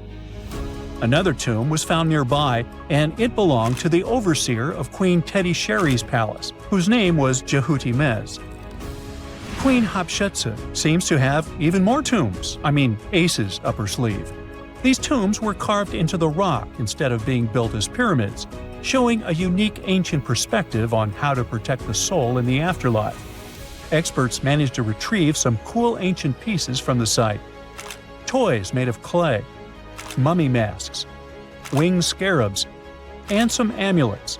Sadly, there surely used to be way more artifacts, but over the last centuries, there have been people other than archaeologists to stumble upon this site. It's likely that looters got to these tombs before them and may have taken some valuable items. But they did leave behind some cool stuff for the researchers, like pottery used for offerings of bread and meat, along with archers' bows that connect the tomb's owners to the Egyptian military. Meanwhile, soul protection is way more important than you might think, especially if you're roaming around Luxor looking for ancient secrets. You aren't scared of King Tut's curse, are you? Let me tell you what happened to those who weren't scared, but promise me to take it with a dash of salt, okay? For years, Egyptologists, especially those who believed in paranormal activity, were convinced that there was an unsettling curse surrounding Tutankhamun's archaeological discoveries. This belief stemmed from the mysterious and untimely demise of several excavators who discovered the tomb in 1922 with no logical explanation for why they passed away. It was just easier to chalk it up to something supernatural and avoid the whole mess. But it turns out it wasn't a curse at all. It was likely the radiation that caused those excavators to perish. Now, you might wonder where the radiation came from. After all, while radioactivity was discovered in the 19th century, ancient Egyptians, despite their impressive pyramids, didn't have any radium lying around to make Tut's tomb glow like crazy. So, what could be the real story? It might have been toxic waste behind it all. Toxic levels of radiation from uranium and hazardous waste have been lurking inside the tomb since it was sealed over 3,000 years ago. The burial chamber of Tutankhamun's tomb reportedly has such high radiation levels that anyone who steps inside could easily end up with a fatal dose of radiation sickness or an incurable condition. By the way, you can have a somewhat similar level of radioactivity if you don't get rid of those moldy dinner leftovers you left to perish in your fridge a month ago. But this radioactivity isn't exclusive to Tutankhamun's tomb. Ancient Egyptian artifacts discovery is rewarding yet dangerous due to unusually high radiation levels in Old Kingdom tombs all over Egypt. Geiger counters have detected radiation at 2 sites near the Giza pyramids, and radon, a radioactive gas, has been found in several underground tombs in Saqqara. Interestingly, experts believe that the builders of these ancient tombs were aware of the toxins, as some eerie warnings were carved into the walls of many tombs. One inscription ominously declared, "They that break this tomb shall meet their end by a malady that no doctor can diagnose." Other ominous phrases like "forbidden," "due to evil spirits," only added to the fear that supernatural curses haunted these ancient sites. Ominous signs have stunned archaeologists since forever, but the fear grew even stronger a century ago with the mysterious passing of Lord Carnarvon, who funded King Tut's excavation in 1922 and reportedly explored the treasure-filled rooms, along with several others who entered the tomb. Arthur Weigall, another British Egyptologist who was present at the tomb's opening and is credited with starting the curse myth, passed away young when he was just in his 50s in 1934.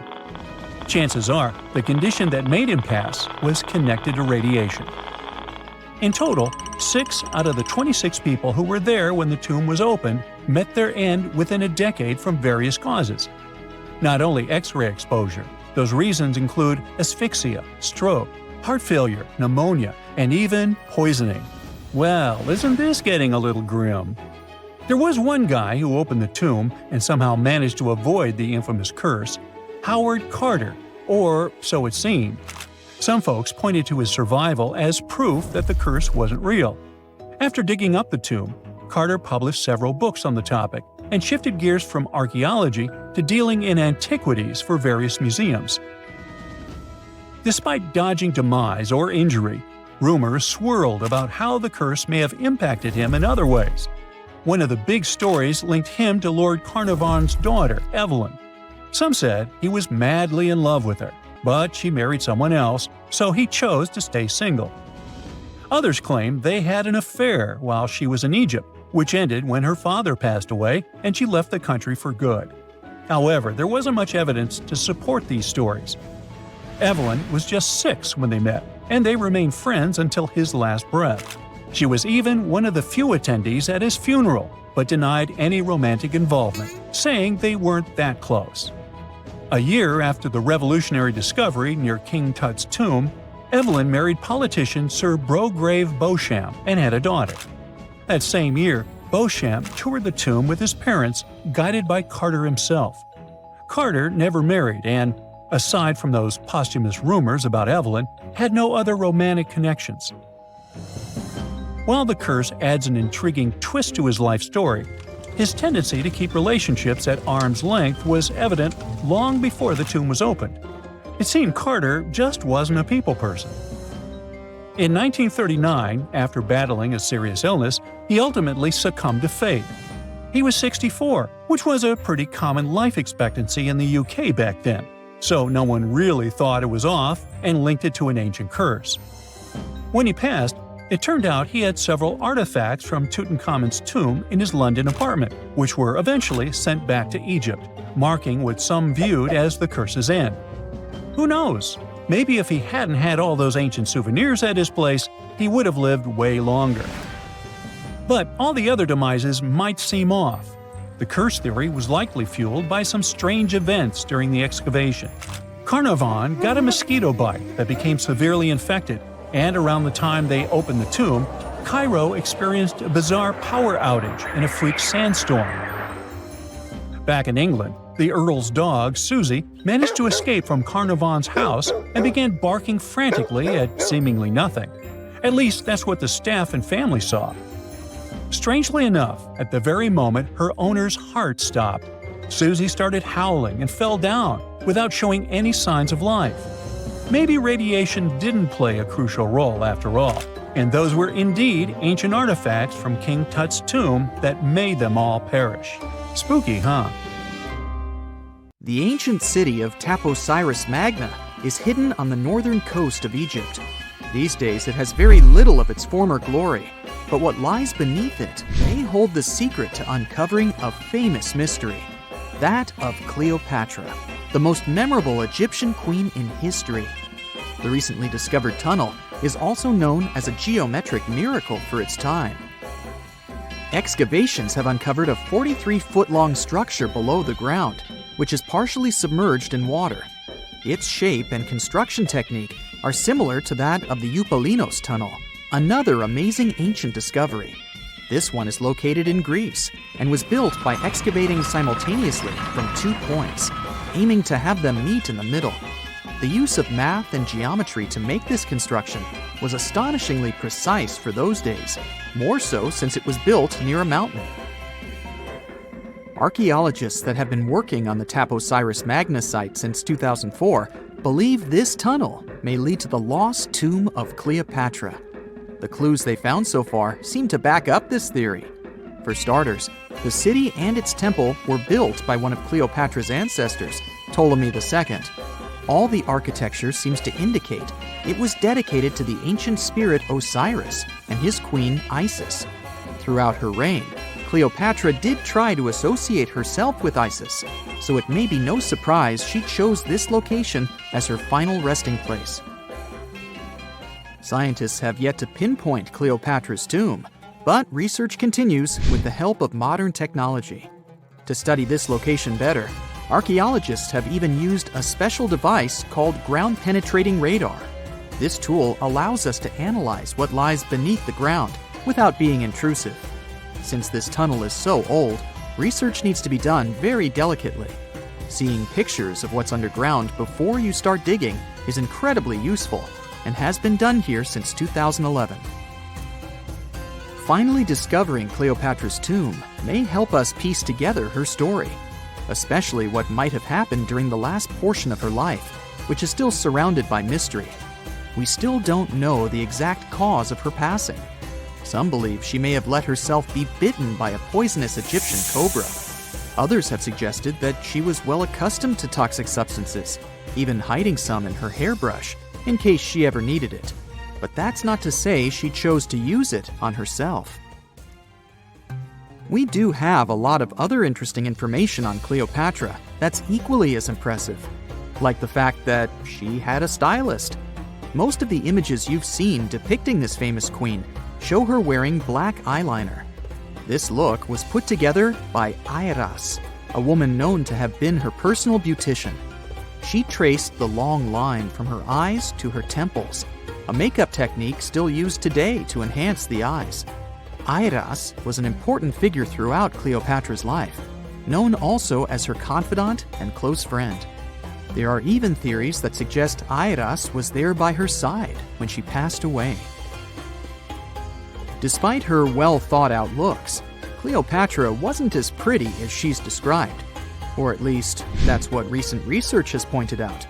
Sure, if we look at movies and modern imagery, she's depicted as this incredibly beautiful woman with symmetrical and delicate features. However, if we look at coins showcasing her image from back in the day, her looks are rather average.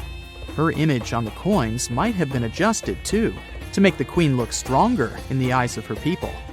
So there is no trusted source available to confirm her image, but her description in most pieces of ancient literature speaks of her other qualities, like her voice and personality, not of her beauty. Cleopatra might have been the most famous Egyptian queen to this day, but she wasn't the first choice. She did have an older sister, Berenice, that was initially supposed to take the throne. Berenice passed away before she could do that, so Cleopatra took on the role and began investing in her education. She traveled throughout the country quite frequently, so she could become accustomed to her people and their needs. She was only 18 when the responsibilities were passed down to her, and immediately gained popularity because of her intelligence and education. Her taste in literature was quite good too. She was known to be a fan of Homer, the famed Greek philosopher and poet. Cleopatra loved to write as much as she loved to read. There are even claims that she wrote a book on medicine and cosmetics, but we have no evidence to this day that such work ever existed. Part of being a great leader back then meant you had to speak multiple languages. Cleopatra clearly understood that, and that's why she's rumored to have known many languages to varying degrees. Some archaeologists suggested she spoke Greek, Egyptian, and Ethiopian, as well as many Arabic dialects. She might have even spoken Latin, but there's little evidence to support this claim. She might not have had angelic looks, but Cleopatra was really careful with the way she looked, even with her diet. She was known to have enjoyed simple meals, including a variety of fish. Since she lived close to the Mediterranean Sea, it's really no surprise. As a treat, she liked to eat stuffed pigeons, which she also served to her guests. Other dishes on the menu included vegetables and fava bean soup. Fruits and nuts weren't missing from her diet either, and she was also a big fan of honey. Recently, a team of experts has even tried to recreate her famous perfume. Think of it like the ancient equivalent of Chanel No. 5. Cleopatra was known to be a fan of luxurious scents, which she believed could even influence how people treated her when they met. The basis of this scent is myrrh, a resin gathered from a local tree. Other ingredients added to the mixture were also found back in the day, like cardamom, olive oil, and cinnamon. The results may not be quite as delicate as the perfumes we know and use today. Its consistency was way thicker, and the scent lasted way longer. When she was at the height of her power, Cleopatra might have been the richest person in the world. Back in the day, she ruled over a territory that stretched across the Mediterranean, from modern-day Libya in the west through Egypt to Syria in the east. This is the largest territory ever ruled over by a woman. In today's currency, her worth might have been somewhere around $95 billion. The calendars we use today may have been introduced by Cleopatra herself. She presented the idea of leap years and leap days to Caesar, the Roman emperor she was known to have been close with. Taking her advice, Caesar made these adjustments part of the official Roman calendar. The ancient Egyptians already knew the year was longer than precisely 365 days. They discovered this by studying the brightest star in the sky, called Sirius, and concluded that a year is actually 365 and 1/4 days long. It was Elizabeth Taylor that famously introduced Cleopatra to pop culture when she played her in the 1963 film bearing the same name. Up until that point, it was the most expensive film ever made. It was originally supposed to cost somewhere around $2 million, but ended up costing a mind-boggling $44 million. That's mostly because of script and production issues. To make this iconic movie, producers created 79 sets from scratch, as well as over 26,000 costumes for the cast. Elizabeth Taylor's Cleopatra costumes alone cost somewhere around $200,000. Thankfully for the producers, the movie made headlines and was well received by critics, making it a box office success. A lot of people associate Cleopatra with another famous Egyptian ruler, King Tutankhamun, nicknamed King Tut. Surprisingly, apart from both of them being Egyptian pharaohs, they have nothing else in common. For starters, King Tut lived around 1300 years before Cleopatra did, and there is also no connection regarding their ancestry.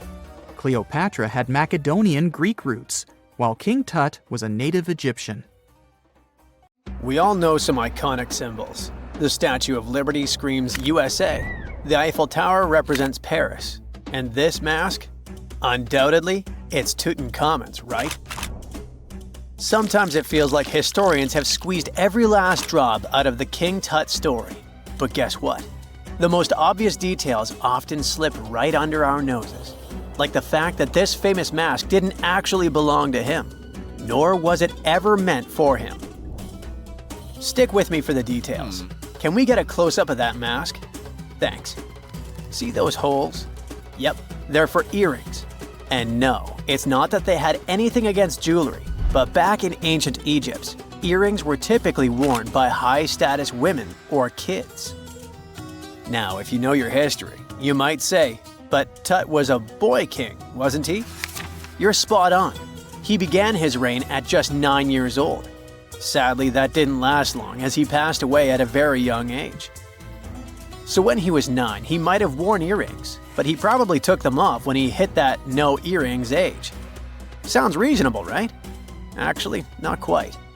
That would have been pretty strange since nobody expected him to pass away young. Certainly not at 9. So no one was preparing a kid's mask for a burial. It's this untimely demise that suggests the mask used was simply the best option available when Tut passed away. There are more clues pointing to the idea that the mask was found in a hurry. Let's think about this. Even though Tut was mummified and his body could wait a bit, his loved ones wanted him to reach the afterlife ASAP. Some experts even believe the paint in the tomb was still wet when it was sealed. But look at his mask. It's a masterpiece. There's no way it was made in a rush. It's way more elaborate than other simpler cartonnage pieces. The renowned mask of King Tut stands 21 inches tall, adorned with precious stones, and features a golden beard that weighs 5.5 pounds, making the entire mask 22.5 pounds. Okay, I'm a bit confused here. So it seems like it was probably a kid's mask, but it had a beard?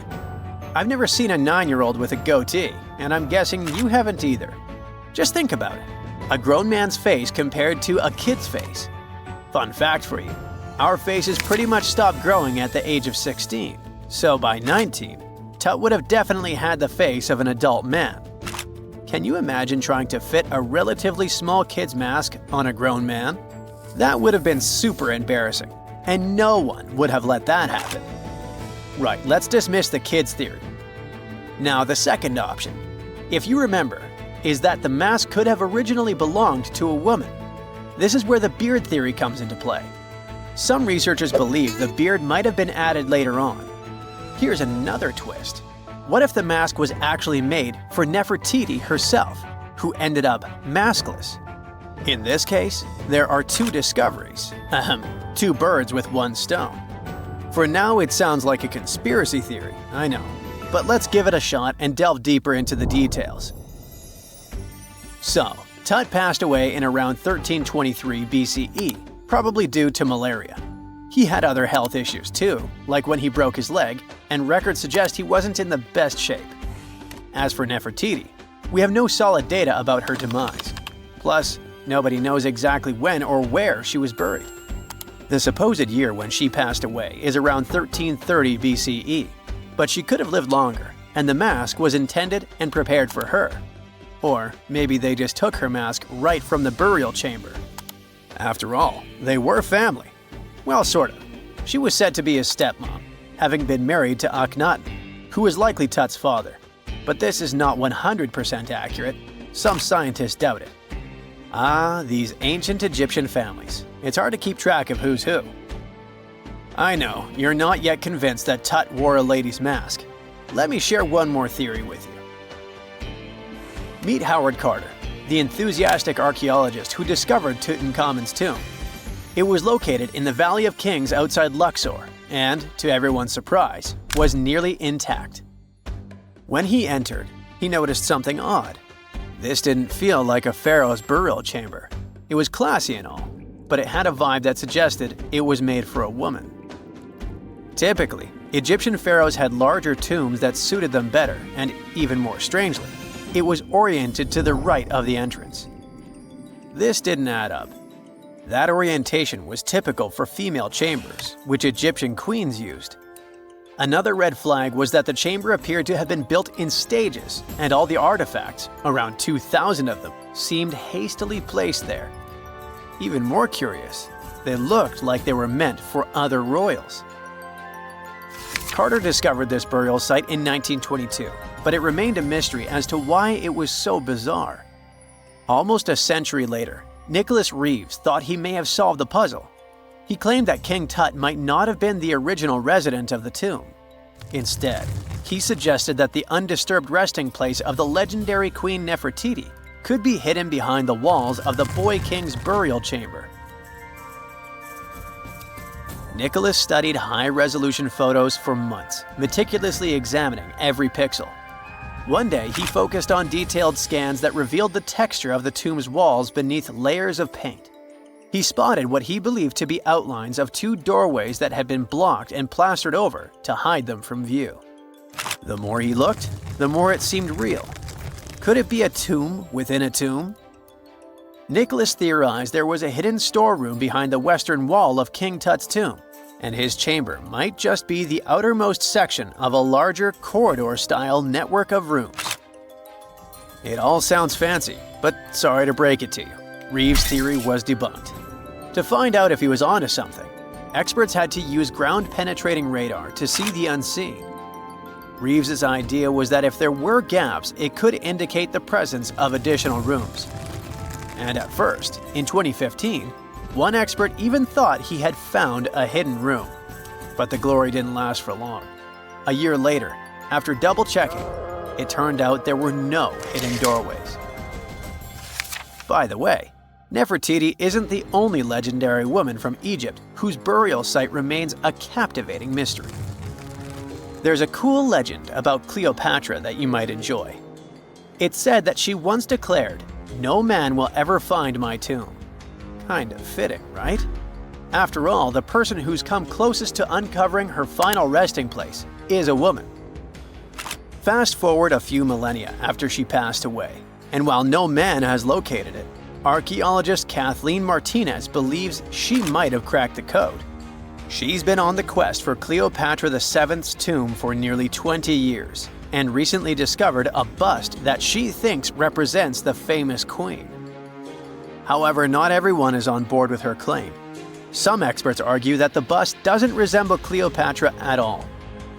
Alongside this intriguing marble statue, Martinez's team also unearthed 337 coins, some of which, less controversially, feature Cleopatra's likeness. But the real part is that it's still not officially confirmed. There's no doubt about the existence of the small bust. It's carved from white marble, fits in one hand, and shows a woman wearing a royal crown, according to a translated statement from the Egyptian Ministry of Tourism and Antiquities. The big question, though, is who it actually depicts. While Martinez insists this statue is a representation of Queen Cleopatra VII, many other archaeologists argue that the facial features don't match, suggesting it likely belongs to a princess instead. Sorry, I can't resist the temptation of breaking the magic for a moment. Some folks believe that the whole idea of "no man will find my tomb" is misunderstood. Even if she did say it, what she probably meant was "no living soul," and it wasn't about gender at all. It can as well be just a beautiful legend. Toodaloo! For more than 3,000 years, the gold mask of Pharaoh Tutankhamun stayed hidden in the Valley of the Kings. This artifact, which stands about 21 inches tall, shows how skilled and artistic the ancient Egyptians were. But nobody expected that X-rays would reveal its biggest secret. King Tut was the last ruler of his family during the 18th dynasty. He took the throne at just 9 years old, but ruled for only 10 years before he passed away unexpectedly. If we're being honest, back in ancient Egypt, he was mostly forgotten by the rulers who came after him. His tomb wasn't a big deal for them. So much so that even the grave robbers forgot about him. It might sound a bit sad, but the truth is that it was actually great news for us. Since his tomb was practically forgotten, it ended up being perfectly preserved. While the other tombs in the Valley of the Kings were looted, his remained sealed and untouched. So when it was discovered back in 1922, it had over 5,000 precious objects inside. That made Tutankhamun basically an instant celebrity and one of the best-known pharaohs nowadays. Among the treasures was the most stunning piece, his golden mask. This mask is said to be an exact image of the king's face, or at least it was supposed to be, but we'll get to that later. The purpose of this accurate representation of his face was to make sure that his soul would recognize him in the afterlife and return to his mummified body. In ancient Egyptian beliefs, this would allow him to continue living in the afterlife. The details of the mask clearly looked incredibly difficult to create, but people didn't realize how complex it truly was until many years later. The first X-rays of the mask were taken in 1967. Back then, the main reason for these scans was practical – conservation. The mask was heading to Paris for an exhibition, and it was the first time it had ever left Paris. This would help them keep track of any changes during the exhibit. Plus, the images could give clues about how the mask was made, but back then, they probably didn't fully realize just how complex its construction was. I mean, Egyptian goldsmiths didn't use modern soldering techniques. So, how did they make this mask? New X-rays taken in 2007 gave us some answers. It turned out the Egyptians didn't use pure gold, which is 24 carats. The mask was actually made of 23-karat gold, meaning it was mixed with another material. So specialists discovered that the gold sheets contained a small amount of copper, a reddish-brown metal. This was likely done to make the material more flexible and easier to shape. They would then shape the gold sheets by heating and hammering them over and over again. But there was one more secret inside the mask that wasn't discovered until 2015. The year before, the staff at Cairo's Egyptian Museum were working on the mask display when the long beard of the mask accidentally got knocked off. Another theory is that the beard had become loose over time and just fell off. Either way, the fact that King Tut's beard came off caused a lot of stress. After all, we're talking about one of Cairo's biggest tourist attractions, so the experts had to fix the problem quickly. The restoration process started with a detailed recording of the mask's condition. To do this, they had to take a full three-dimensional scan of the artifact, and, by accident, they found something very interesting in the mask. Inside the royal beard, there is a gold tube, an intriguing structure that the Egyptians likely used to attach the beard to the rest of the mask. And that proved, once again, that the process of making this mask was even more complex than experts thought. But the mysteries don't stop there. Remember how we mentioned that the mask was thought to perfectly represent King Tutankhamun's face? Well, that might not be entirely true. Some popular theories suggest the mask was never meant for him and was actually made for someone else. A study published in 2015 suggested the mask was originally made for a female pharaoh, his supposed stepmother, the famous and beautiful Egyptian queen Nefertiti. The biggest clue comes from an inscription on the mask. At first glance, it seemed to belong to Tutankhamun, but after a close examination, researchers noted that something else was actually written underneath King Tut's name. The royal name stamp seems to have been altered, and originally it had something written on it that translates to Queen Nefertiti.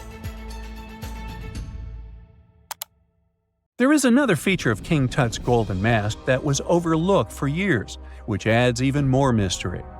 As we mentioned earlier, experts believe he wasn't respected much by the pharaohs who came after him.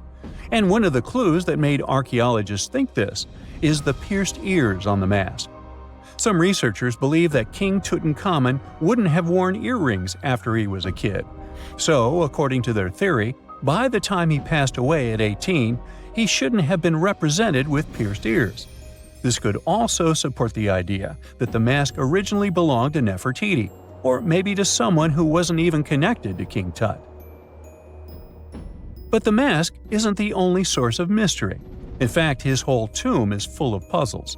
Recently, historians found a sign that the place where King Tut was supposed to be buried was changed at the last minute. For years, experts wonder why a pharaoh who ruled for 9 years ended up in such a simple tomb. When compared to the grandeur of other pharaohs' tombs, his tomb seemed, well, a bit plain. The idea that a king like Tutankhamun would have such an unremarkable resting place just doesn't match up with the power and importance he must have had in ancient Egypt. So, what happened? Well, apparently, this might have something to do with his successor, Pharaoh I. After King Tutankhamun passed away, researchers believe that I made sure to erase him from Egypt's history.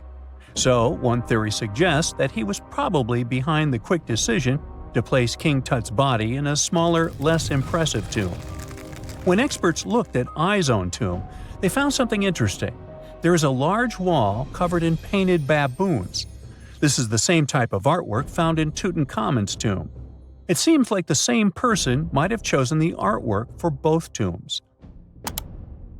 Now, the design and decoration of the two tombs are almost identical, suggesting there was a shared hand behind both. But there is one key difference. I's tomb is fit for a king. It's much bigger and more impressive, even though the style and artwork are similar to what you see in Tutankhamun's tomb. So the theory suggests that I decided what went into both tombs. Since Tut passed away unexpectedly at a young age, his grand tomb wasn't finished in time. Normally, pharaohs start building their tombs while they're still alive to make sure everything is perfect. But Tut passed away when he was just 18, so there wasn't enough time.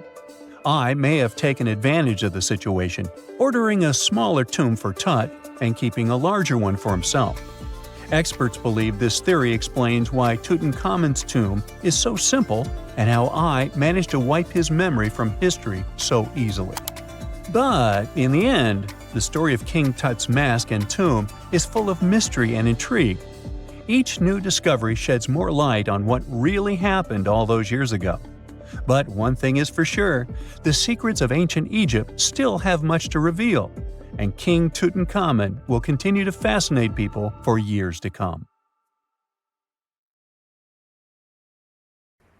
Most people know that pyramids were built as grand tombs for the pharaohs, designed to ensure they had a smooth journey to the afterlife. The Great Pyramid of Giza, for instance, was constructed for the pharaoh Khufu. But what most people don't know is that this whole pyramid building trend started right here with the step pyramid of Djoser about 4,700 years ago.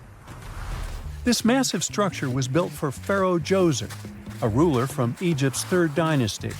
It rises 7 layers high above the ground and stands about 200 feet tall. We think of it today as a phenomenal architectural project. But for ancient Egyptians, the step pyramid of Djoser turned out to be more like a massive experiment, a trial run, if you will, to perfect their building skills before they moved on to even more ambitious pyramids. Reaching new heights is super exciting, but the real mystery is what is going on below the ground. In this pyramid's underground labyrinth, there is a network of tunnels stretching about 3.5 miles long. And some researchers believe these tunnels might have been part of a sophisticated water system that could completely change what we think about pyramid construction. Let's talk about this massive complex located in Saqqara. Surrounding the pyramid, there's what's known as a dry moat, a continuous trench that is up to 164 feet wide and almost 2 miles long. It forms a sort of rectangular shape around the pyramid. This trench has an average depth of about 65 feet. Now, if you were to add up all the earth and rock they dug out to create this moat, it would be about 10 times the volume of the step pyramid itself. For the longest time, people just assumed this trench was nothing more than a huge quarry, a place where they dug up stone and clay to build the step pyramid. Makes sense, right? But when you take a closer look, it doesn't add up. The trench is too narrow and deep to be practical for mining, and its layout doesn't match anything we know about ancient Egyptian quarrying methods. Plus, some sections of the trench are actually covered with a rocky ceiling, which would have made it nearly impossible to use as a quarry. Another theory suggests that the dry moat had some kind of spiritual significance. Maybe it was a sacred place, where souls of nobles gathered to serve the late king in the afterlife. There are even niches in the walls that work as a hint at this spiritual function. But most researchers believe that this purpose likely developed much later, long after the complex was built for Djoser. So, what was the moat really designed for? In 2020, a researcher came up with a pretty intriguing idea. It is possible that this trench was actually designed to collect and manage water, especially after heavy rainfalls. Now, that makes sense when you consider the location. The moat sits in an area that could easily have been flooded by runoff water from nearby plains. This could also explain why the trench wasn't used for new graves until much later when the climate became drier and less prone to flooding. The story becomes even more intriguing, as this trench appears to be part of a larger, more complex hydraulic system within the Djoser complex. It is like the trench has several compartments, carefully carved out of the rock and connected by tunnels. These compartments likely served as a part of a water treatment system, where water would flow from one compartment to the next, getting cleaner as it moved along. Now, here is where things start to tie into the pyramid itself. The Djoser complex has a series of underground shafts, and some researchers think that water from the moat's deep trench might have been used to power a hydraulic lift system. And this giant water-powered elevator could have been used to raise the heavy stones needed to build the pyramid. It worked like a volcano, but instead of lava, water did the heavy lifting. Imagine a big deep hole in the ground at the center of the pyramid site. Inside this hole, there was a huge wooden platform, kind of like a giant raft that could move up and down. When the workers wanted to lift a heavy stone, they would fill the hole with water. As the water rose, the wooden platform started to float up, carrying the stone with it, almost like a giant water-powered elevator. When the stone reached the right height, the workers slid it off the platform and onto the pyramid. The idea is that water from the deep trench, after being cleaned and filtered, would flow into these shafts. A massive float, possibly made of wood, would then rise as the water filled the shaft, lifting the stones up to where they were needed for construction. Once the stone was in place, they'd let the water out, lowering the platform back down to the bottom, ready to lift the next stone. This fancy hydraulic lift system could have been a game changer, making the whole building process a lot faster and more efficient without using a lot of workforce. It is like the ancient Egyptians were already embracing the whole idea of work smarter, not harder. But of course, not everyone is on board with this theory. Some experts argue that the area where the step pyramid of Djoser was built couldn't have held enough water from occasional rains to maintain such a fancy hydraulic system. The main theory suggests that, in the past, there might have been some kind of lake nearby that would have filled up after a period of rain, and this lake could have supplied water to the complex's hydraulic system. But there is no mention of such a lake in any ancient Egyptian writings, so it might be more of a what-if situation than a reality. And then there's the issue of the hard work itself. Remember when I said this method could have allowed the ancient builders to raise stones with far less effort? Well, that might not be entirely true. According to some experts, just building this hydraulic device would have required a lot more heavy work than simply moving the stone blocks using good old-fashioned manpower. And let's not forget, the step pyramid of Djoser is like a baby pyramid compared to those that came later. The stones used for Djoser's pyramid weighed, on average, about 660 pounds each, which is nothing compared to the more than 2.5-ton blocks used later for the pyramid of Chephren. If this cool water lift theory gets completely ruled out, we still need to explain how this pyramid was built in the first place. To answer that, we need to rewind a bit and talk about the original plans. See, before Djoser's tomb became a pyramid, the idea was to construct a simple mastaba. This type of tomb was pretty common in earlier periods, a flat-roofed, rectangular structure with sloping sides. But after the original mastaba was finished, they decided to expand it a bit by adding more layers on top. And then they added even more layers, until the construction reached 6 distinctive steps, each one smaller than the previous. And they probably did all this by raising those heavy stones using ramps, not a water-powered elevator. There is still so much we don't know about the Step Pyramid of Djoser. More research is definitely needed to fully understand how this system worked, or if it even existed at all.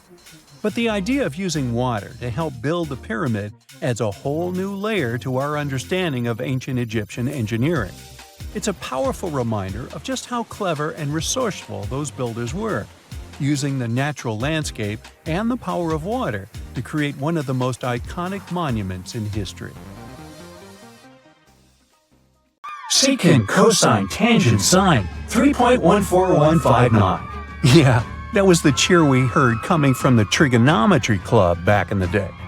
For the rest of us in math class, terms such as sine, tangent, and pi were just bewildering.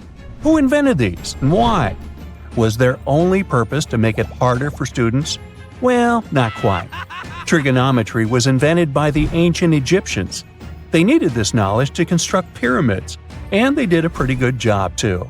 The Great Pyramid in Giza still stands today, some 4,500 years after it was built. No recalls either. So let's get out of that classroom and on a journey through time to reveal the secrets behind the ancient Egyptians' precision. Here you are, standing on the Great Pyramid's construction site, some 9 miles from Cairo. Well, the city still isn't there, as you're surrounded only by the desert and teams of construction workers. They're transporting large stone blocks weighing 2.5 tons each. They're inside a wooden sled that sits on large rollers. A crew of 8 men rolls these blocks along the ground. You immediately think of the rollers on a supermarket cash register. The principle is exactly the same, but the scale is greater, much greater. Scientists estimate that the Egyptians used 2.3 million such blocks in the Great Pyramid alone. And the block in front of you is one of the lighter ones. The heaviest of them weighed up to 15 tons. But where did all these blocks come from? Most of them originated from quarries around Giza. It's not that impressive, you think? But wait until you hear how ancient engineers transported the granite used in construction over 500 miles to the pyramid. There were no railways or highways back then, but the mighty Nile was always there. Researchers even believe that the Egyptians dug a canal to connect the Nile directly to the pyramid's construction site. All they had to do then was to wait for the flood season to begin, and voila! The rising water levels floated the heavy stone blocks for them. But how did they lift the enormous stones on dry land to stack them up to the top? Did they use oversized cranes? Well, ancient Egyptians worked around this problem, literally speaking. One of the workers is now pointing to the giant ramp going around the pyramid they're building. This is how a mountain road zigzags its way to the top. If the ramp went directly to the top of the pyramid, then workers couldn't pull the stone blocks along it. It would be too steep. Scientists have calculated that 8% could be the maximum incline. So ancient Egyptians just extended the ramp around the pyramid. Again, these are all theories, as the ramp could have been inside the pyramid, as some researchers suggest. The exact building method is still a mystery, guarded by the Sphinx. That's its real name, right? Wrong. As the Great Sphinx is just the statue's alias. You know, the name writers take when they want to hide their true identity, or a singer's stage name. The Sphinx's real name, translated from Egyptian, means Horus in the horizon. That was the name for the Egyptian deity of the sky. The trail of mystery doesn't end there. As a man walks past you with a bucket of paint, he's going to add a touch of color to the Great Sphinx. Researchers found specks of this red color next to its ear. That was some strong paint, as it survived for thousands of years. You are now standing straight in front of the Sphinx. You look up. It's very tall, right? 66 feet to be precise. Now resist the urge to take a selfie. You can do it. Now you notice something else. It looks like the Sphinx is in the center of a giant triangle in the back. That's one side of the Great Pyramid. And no, your eyes are not playing tricks on you. The Sphinx really does sit in the center of the pyramid's lateral face. Here's where math comes in handy. A pyramid has 4 sides, called lateral faces. There's also a 5th face, the base, but that's not visible. It's, wait for it, face down. The Sphinx has one last mystery to reveal: its age. Scientists agree that Pharaoh Khafre built the Sphinx. He ruled after his father, who had built a great pyramid nearby. So both structures were finished around the same time. Let's talk about numbers again. You've heard of Cleopatra, the Egyptian princess described as a woman of great beauty. Hello? She saw the pyramids, but she lived closer to the time of the first iPhone than the time of the people who built the pyramids. Fascinating, right? You can see thousands of people around you. They're working hard to build the pharaoh's tomb. But how many of them are there exactly? One Greek philosopher estimated there were as many as 100,000 workers. Seems like an okay number for such an enormous structure, but it can't be true. Science simply can't back up this number. Egyptologists put the total number of workers at 30,000. And yes, Indiana Jones was one of them, at least on the big screen, but he showed up late. Egyptologists know a lot about the pyramids, but not everything. Not because they don't want to, but because they haven't yet dug up enough evidence. They can only guess how the building process went. First, engineers would arrive to choose the right spot and do the necessary measurements. That's why they needed all that complicated math. Then, it's time for sourcing the material, the large stone blocks I mentioned earlier. When boats deliver them to the site of the future pyramid, workers can finally do their thing. They operated in smaller groups, but there were at least 2,000 of them chiseling and carving away at any given time. Sounds like a typical construction site today? Well, that's because it is, just thousands of years ago. It's amazing what ancient Egyptians were able to achieve with just copper and stone tools. The pyramid is now complete in front of you. But is it the same pyramid we see today? Why is this structure shining bright in the desert sun? Isn't it supposed to be a dusty yellow color? Well, no. Human activity and the elements have completely stripped the outer layer of stones over time. Expert craftspeople polished these blocks using nothing but stone and sand. The end result was a smooth and shiny rock. On the day it was completed, the Great Pyramid of Giza was a perfect triangle of light. Its polished sides acted like giant mirrors, reflecting the powerful Egyptian sun. This is the point where you should put your glasses on, and that shiny thing you see at the pyramid's very top is actually gold. The capstone at the top of the pyramid is called a pyramidion. It was covered in sheets of gold. As you can guess, these were the first stones to disappear. Let's make another stop before we get you back to your classroom. We travel to the British Isles, and no, Stonehenge isn't our destination. It is Newgrange in County Meath. Scientists estimate that the ancient peoples of Ireland built this stone monument around the year 3200 BCE. This makes it older than both Stonehenge and the Great Pyramid in Giza. The function of the circular mound in Newgrange is the same as the one of the Great Pyramid and equally mysterious. The estimated amount of loose stone present in the valley is over 220,000 tons. And it's not just randomly thrown on a pile. The order in which the stones are set makes the structure water-resistant.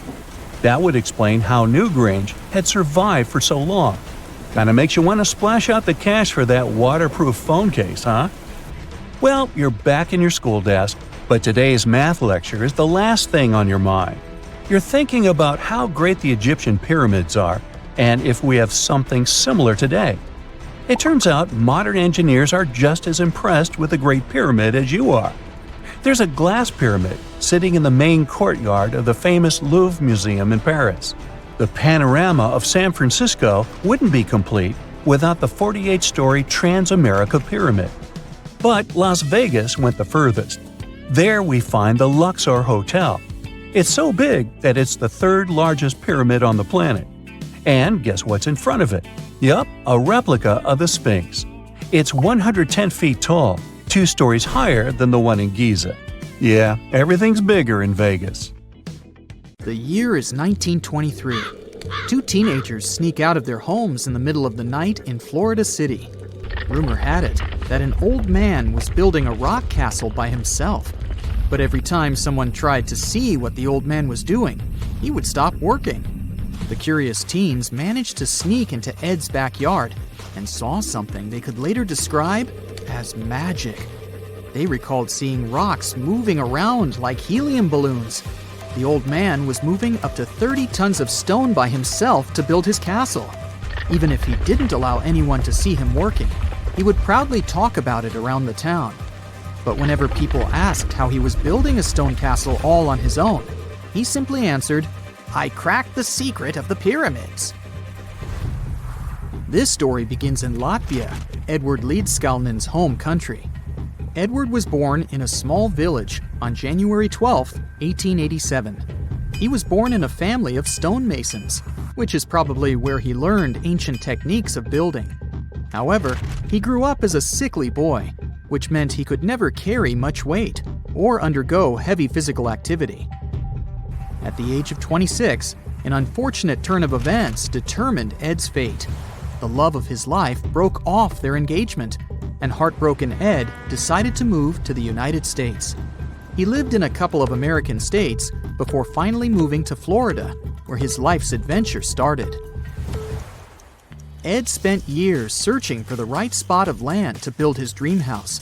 He always rejected good farmland. When people wondered why, he only smiled. Finally, when he bought land of his own, it was deemed terrible by his close friends. The soil was bedrock. He could neither plow nor farm it, but it seemed perfect for what he was seeking to build. Ed's close friends would often describe him as eccentric. When asked why he wanted to build a house, he would only say, "It's for my sweet 16. Someday she's coming back." Then, he changed the topic of the conversation. It took Ed about 30 years to finish Coral Castle, and he did it all by himself. He would only work under the cloak of night and never let anyone see what he was doing.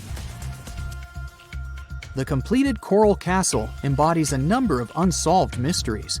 If you were to visit the site back then, you'd have to go through a 9-ton, 8-foot-tall revolving gate door that even a kid could push with just one finger. Ed was so proud of this door that he originally named the site Rock Gate Park. It was renamed Coral Castle only much later, after Ed's passing. Once inside, visitors would access the incredible wonders of Ed's constructions: towers, mystic symbols, furniture, and swing sets, all made entirely of monolithic blocks of stone.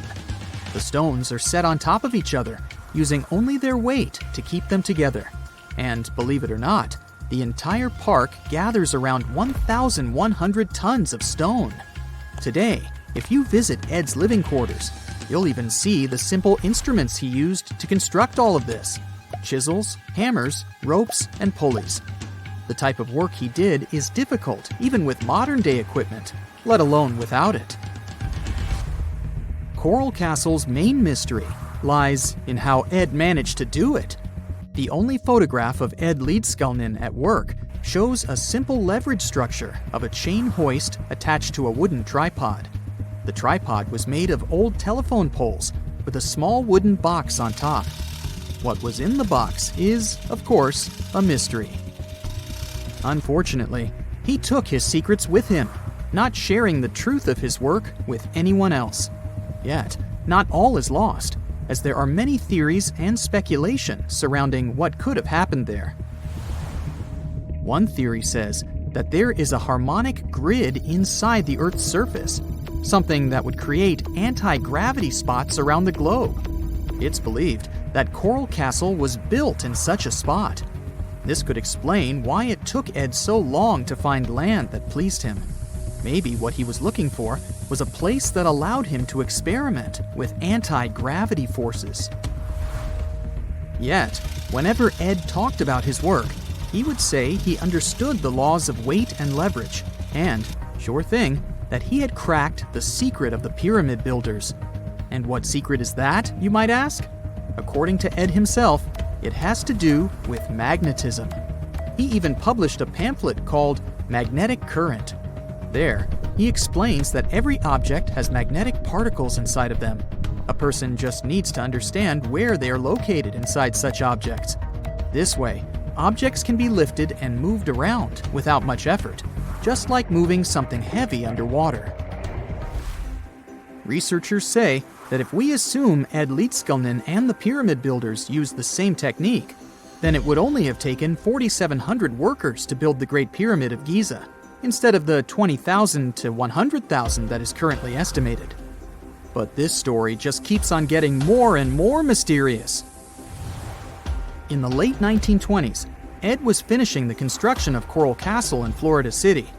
Rumors about his work had spread around town. People said Ed was hiding a stash of money somewhere in his living quarters. One night, a group of men waited until Ed was alone and broke into the castle to rob him. They couldn't find the money and, luckily, didn't harm Ed. But in the following days, he decided that it was best he moved out of that land. Of course, he took more than his toothbrush along with him. Ed decided to move the entire Coral Castle to another land 10 kilometers away from where he had built the park. Legend says he hired a truck driver and asked him to swear secrecy about what Ed intended to do. He asked the driver to look away while Ed loaded the truck by himself, moving all of the rocks without any help. With the truck loaded, Ed and his castle moved to Homestead, Florida, where the park is located until this day. In 1986, a group of engineers from Florida University was called to try to fix the park's gate entrance, the 9-ton revolving door that Ed was so proud of. They arrived with plenty of modern-day equipment, including a 20-ton crane. When the engineers took the door down, they noticed that Ed had used a strange circular stone at the bottom of the revolving door. The engineers couldn't understand how this frisbee-sized rock could withstand 9 tons of weight without breaking into pieces. They sent the rock to the geology department at the University of Florida, but the geologists simply returned the rock, saying they couldn't find a match of this rock in their databases. They couldn't determine its origin. The engineers put the 9-ton gate back into place, trying to use other techniques. At first, it didn't work without the base rock Ed had originally used. So, they had to cut the gate rock to make it work as a revolving door once again, proving that modern-day technology couldn't replicate what Ed had done single-handedly. Fast forward to 2011, and another man claimed to have cracked the code of the pyramid builders and Ed Leedskalnin himself. Wally Wallington, a retired construction worker from Lapeer County, Michigan, has managed to build using similar techniques to those used by Ed. Wallington is known for having built his personal Stonehenge in Michigan. He is said to have used simple machines, such as levers and counterweights, moving around multi-thousand-pound concrete blocks. Unlike Ed, Wallington has shared his techniques with the public. Multiple videos are showing the clever engineering he built from very simple materials. It sure is impressive. The man has moved his entire barn into another property just with the help of simple tools. However, there is no way to prove that these were the same techniques used to build Coral Castle. To this day, the secrets of Coral Castle haven't been unraveled. But hey, we can always keep trying to solve it. In November 1922, a boy walked through the desert mountains of Egypt and discovered some ancient steps carved into the rock.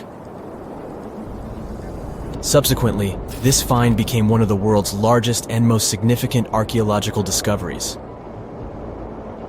This step was part of Tutankhamun's untouched tomb. Archaeologists found about 5,000 ancient objects, including jewelry, fabrics, painted vases, and funeral masks. You've probably seen one of them. It has become one of the most recognizable attributes of ancient Egypt. More than 100 years have passed since then, and now humanity has finally become close to another large-scale discovery, the tomb of Cleopatra. This queen was the last active ruler of the Ptolemaic Kingdom of Egypt, who sat on the throne from 51 to 30 BCE. There are many ancient records about Cleopatra, her reign, and her unusual personality, but until now, no one has discovered the secrets about her passing away in the burial place. So, one archaeologist, Dr. Kathleen Martinez, has been studying ancient records and temples around Alexandria for decades and concluded that the tomb of the queen should be located under the ancient city of Taposiris Magna, founded in 280 BCE. It was a big city on the northern coast of Egypt where tens of thousands of people were engaged in trade and industry, and it seems that Dr. Martinez's guesses turned out to be correct. She and a group of archaeologists have discovered a secret underground tunnel near Alexandria with a length of about 0.8 miles. It was cut into the rock under Taposiris Magna's temple. During further excavations, they found many things that indicate Cleopatra's tomb lies in the tunnel's depths. It's also possible that she is buried there together with the Roman commander, Mark Antony. According to ancient records, Cleopatra and Mark Antony loved each other and together opposed the Roman Senate, which declared Antony a traitor. The fact that natural disasters have occurred on the territory of Taposiris Magna for thousands of years can complicate the excavations. Earthquakes and floods destroyed the city and possibly flooded its underground tunnels. But archaeologists hope the ancient tomb remains untouched, and that it hides many treasures and records about the royal life of ancient Egypt during the reign of the last dynasty. There's a chance that excavations will go underwater and in the mud. This will require much time and funding, but archaeologists are sure it's worth it. Anyway, it's too early to say that Cleopatra is really buried there, but scientists have found many things in the tunnel that confirm this, including clay pots, dozens of coins with the image of Cleopatra and Alexander the Great, as well as a bust with the image of the Egyptian queen. Cleopatra is still one of the most popular personalities in Egypt, on an equal footing with Ramesses III and Tutankhamun. She inspired many films, paintings, and books, but what made her so popular? She became famous for her inconsistency. She was a beautiful, intelligent ruler who pulled Egypt out of the crisis and made it a prosperous power. Medieval Arabic texts say she knew chemistry, mathematics, and philosophy, and may have written several scientific books. She knew several languages and had excellent diplomatic skills. At the same time, there are many legends that she was a femme fatale who drove many men crazy. However, there's no evidence that her beauty was incomparable. The image of a stunning model was created by Hollywood when it made several films where famous actresses performed the role of Cleopatra. And the Roman Emperor Octavian, the adopted son of Julius Caesar, specially created the image of Cleopatra as an insidious seductress because he was her enemy. Even though she was born in Egypt, Cleopatra wasn't an Egyptian. Her ancestors were Greeks, among whom was one of the generals of Alexander the Great. However, the people of Egypt loved her. She learned the language and was very sensitive to the traditions of this country. She knew the history, mentality, and customs of ancient Egypt well. She raised the level of its economy and strengthened its status as a world power. Much of this was made possible thanks to her cunning and impressiveness. She loved theatrical performances and lavish celebrations. She knew how to surprise people and put on a show. But behind the exterior image of a luxury lover was an intelligent and calculating ruler. Ancient Egypt was a rich, luxurious country, and Cleopatra did everything to increase its wealth and strengthen its position in the international arena. For example, she was once in conflict with her brother Ptolemy XIII Odd. The queen knew that she wouldn't be able to resist him, so she decided to attract Julius Caesar to their side. The Roman emperor arrived in Alexandria, where Cleopatra wanted to meet him, but Ptolemy knew about her plans and was about to prevent her from coming to Caesar. Then, instead of a rich and noisy arrival, Cleopatra decided to make her visit inconspicuous. She wrapped herself in a carpet or linen bag the emperor's servants carried into Caesar's private chambers. Cleopatra emerged from the carpet and impressed the Roman emperor with her beauty and determination. As a result, they fell in love with each other and became close allies.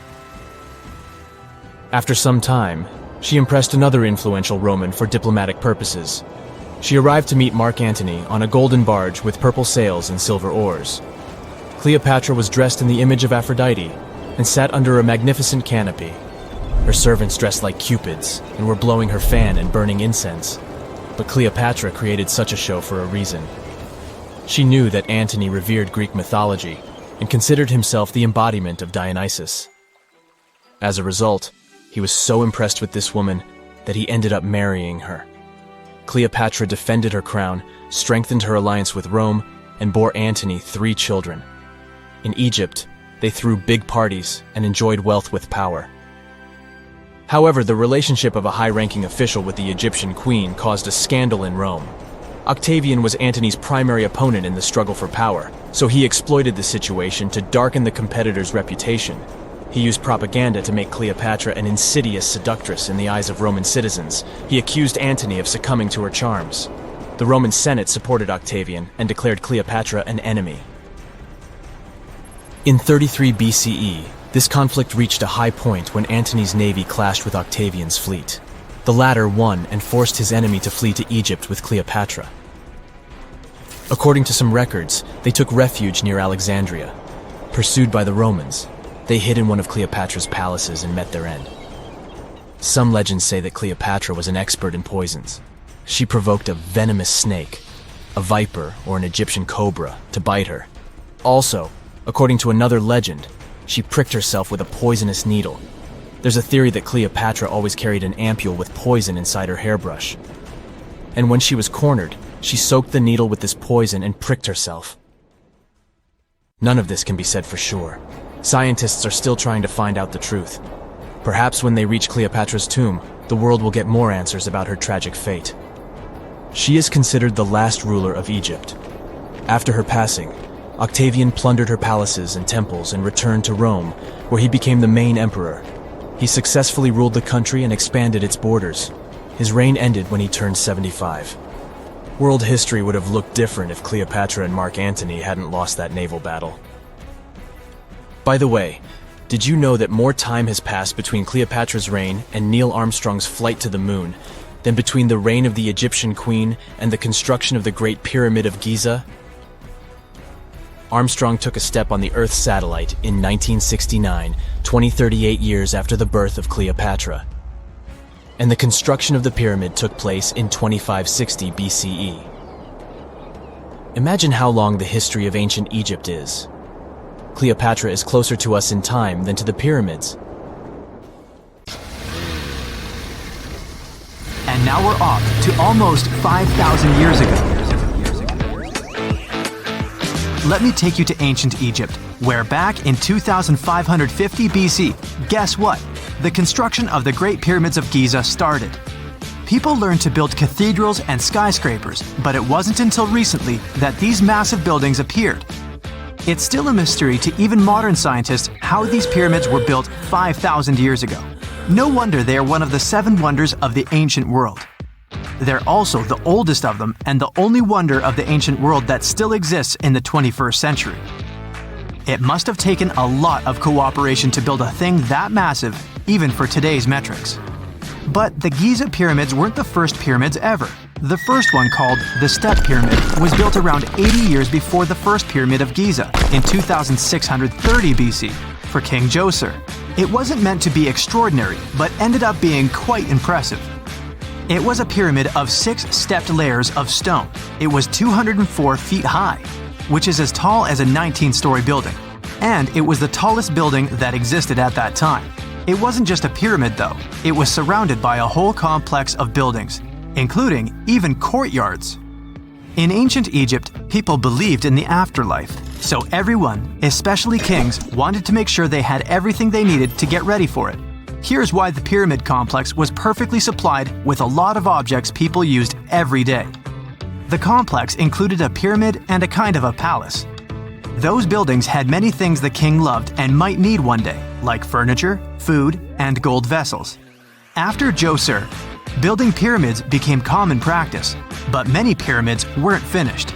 It would usually take about 20 years to build one, but many rulers reigned way less than that. Overall, there are more than 100 pyramids. The most famous pyramids are the Great Pyramids of Giza. The first one and the biggest one was built for Pharaoh Khufu, around 2550 BC. Initially, it was 481 feet tall, which is as tall as a 40-story building.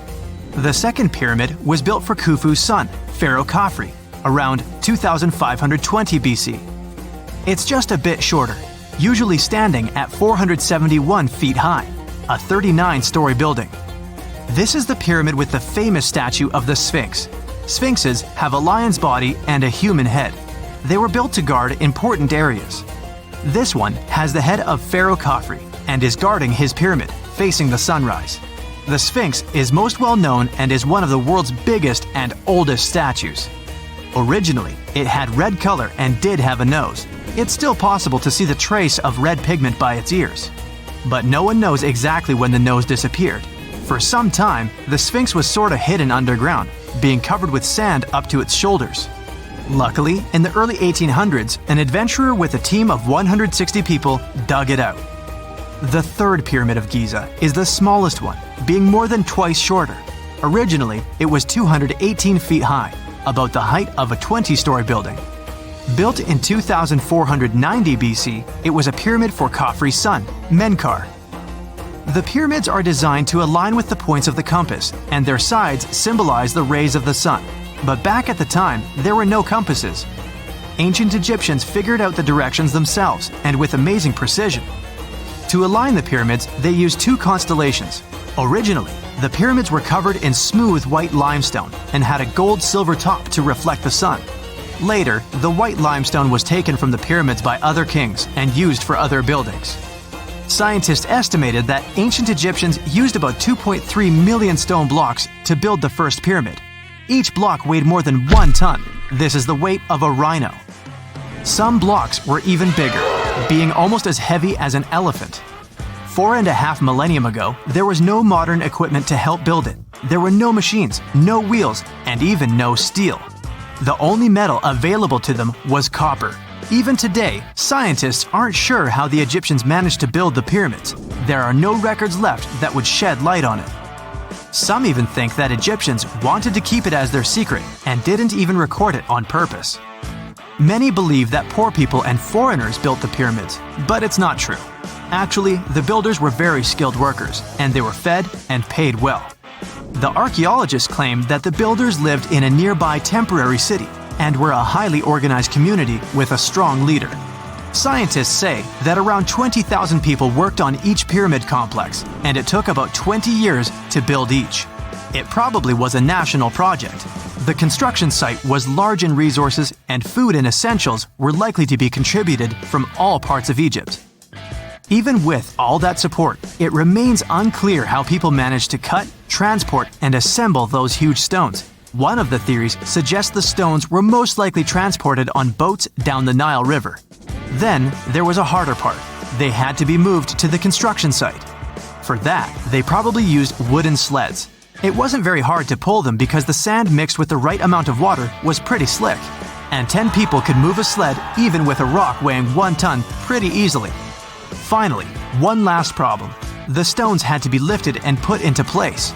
Archaeologists have discovered the remains of the ramps system that dates back to when the pyramids were built. Most likely, the Egyptians designed a unique system to move and pull huge stone blocks, but no one knows what it looked like exactly. The most common opinion is that there were several ramps around the pyramid to help move the blocks. The ramp was growing with the pyramid getting higher. They suppose people were walking up the stairs, pulling the stone on the wooden sled up in the middle on the sandy ramp. But this is just one of the options. Others say that the ramps were going around the pyramid. Some say the ramps were inside the pyramid. But we'll never know for sure, and it'll forever remain a mystery, just like the ancient Egyptians wanted. Surprisingly, there's not much inside the pyramids. Most of it is just solid stone with very little open space. But let's take a quick look inside the biggest of the pyramids of Giza.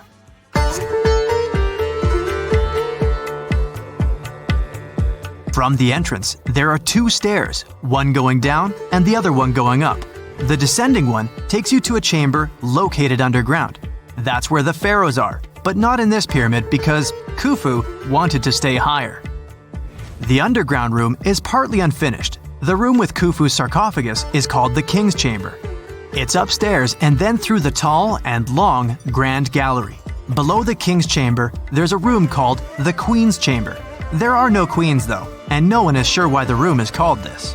Unfortunately, none of these have any hieroglyphs on the wall. They're just bare. If you want to see them, you should go to the other rooms that are decorated. Those pieces of art are depictions of ancient Egypt's culture and daily life. The texts allow researchers to study their language and grammar. Sadly, the treasures that once were here in the pyramid are long stolen. From that room, there are several tunnels for an unknown purpose. There are many tunnels and passages inside the pyramids. There are many chambers and shafts and secret ways. Scientists have been sending little robots with cameras there for some decades already. And the robots did discover another chamber a bit upstairs with hieroglyphs on the walls. But even today, much of the pyramids is still unknown, and there's no so-called building plan of the pyramids. Egyptians did create a mystery no one can crack for 4,500 years already. Scientists recently started to X-ray the pyramid to learn what's inside it without entering it and its narrow, mysterious tunnels. That's it for today. So hey, if you pacified your curiosity, then give the video a like and share it with your friends. Or if you want more, just click on these videos and stay on the bright side.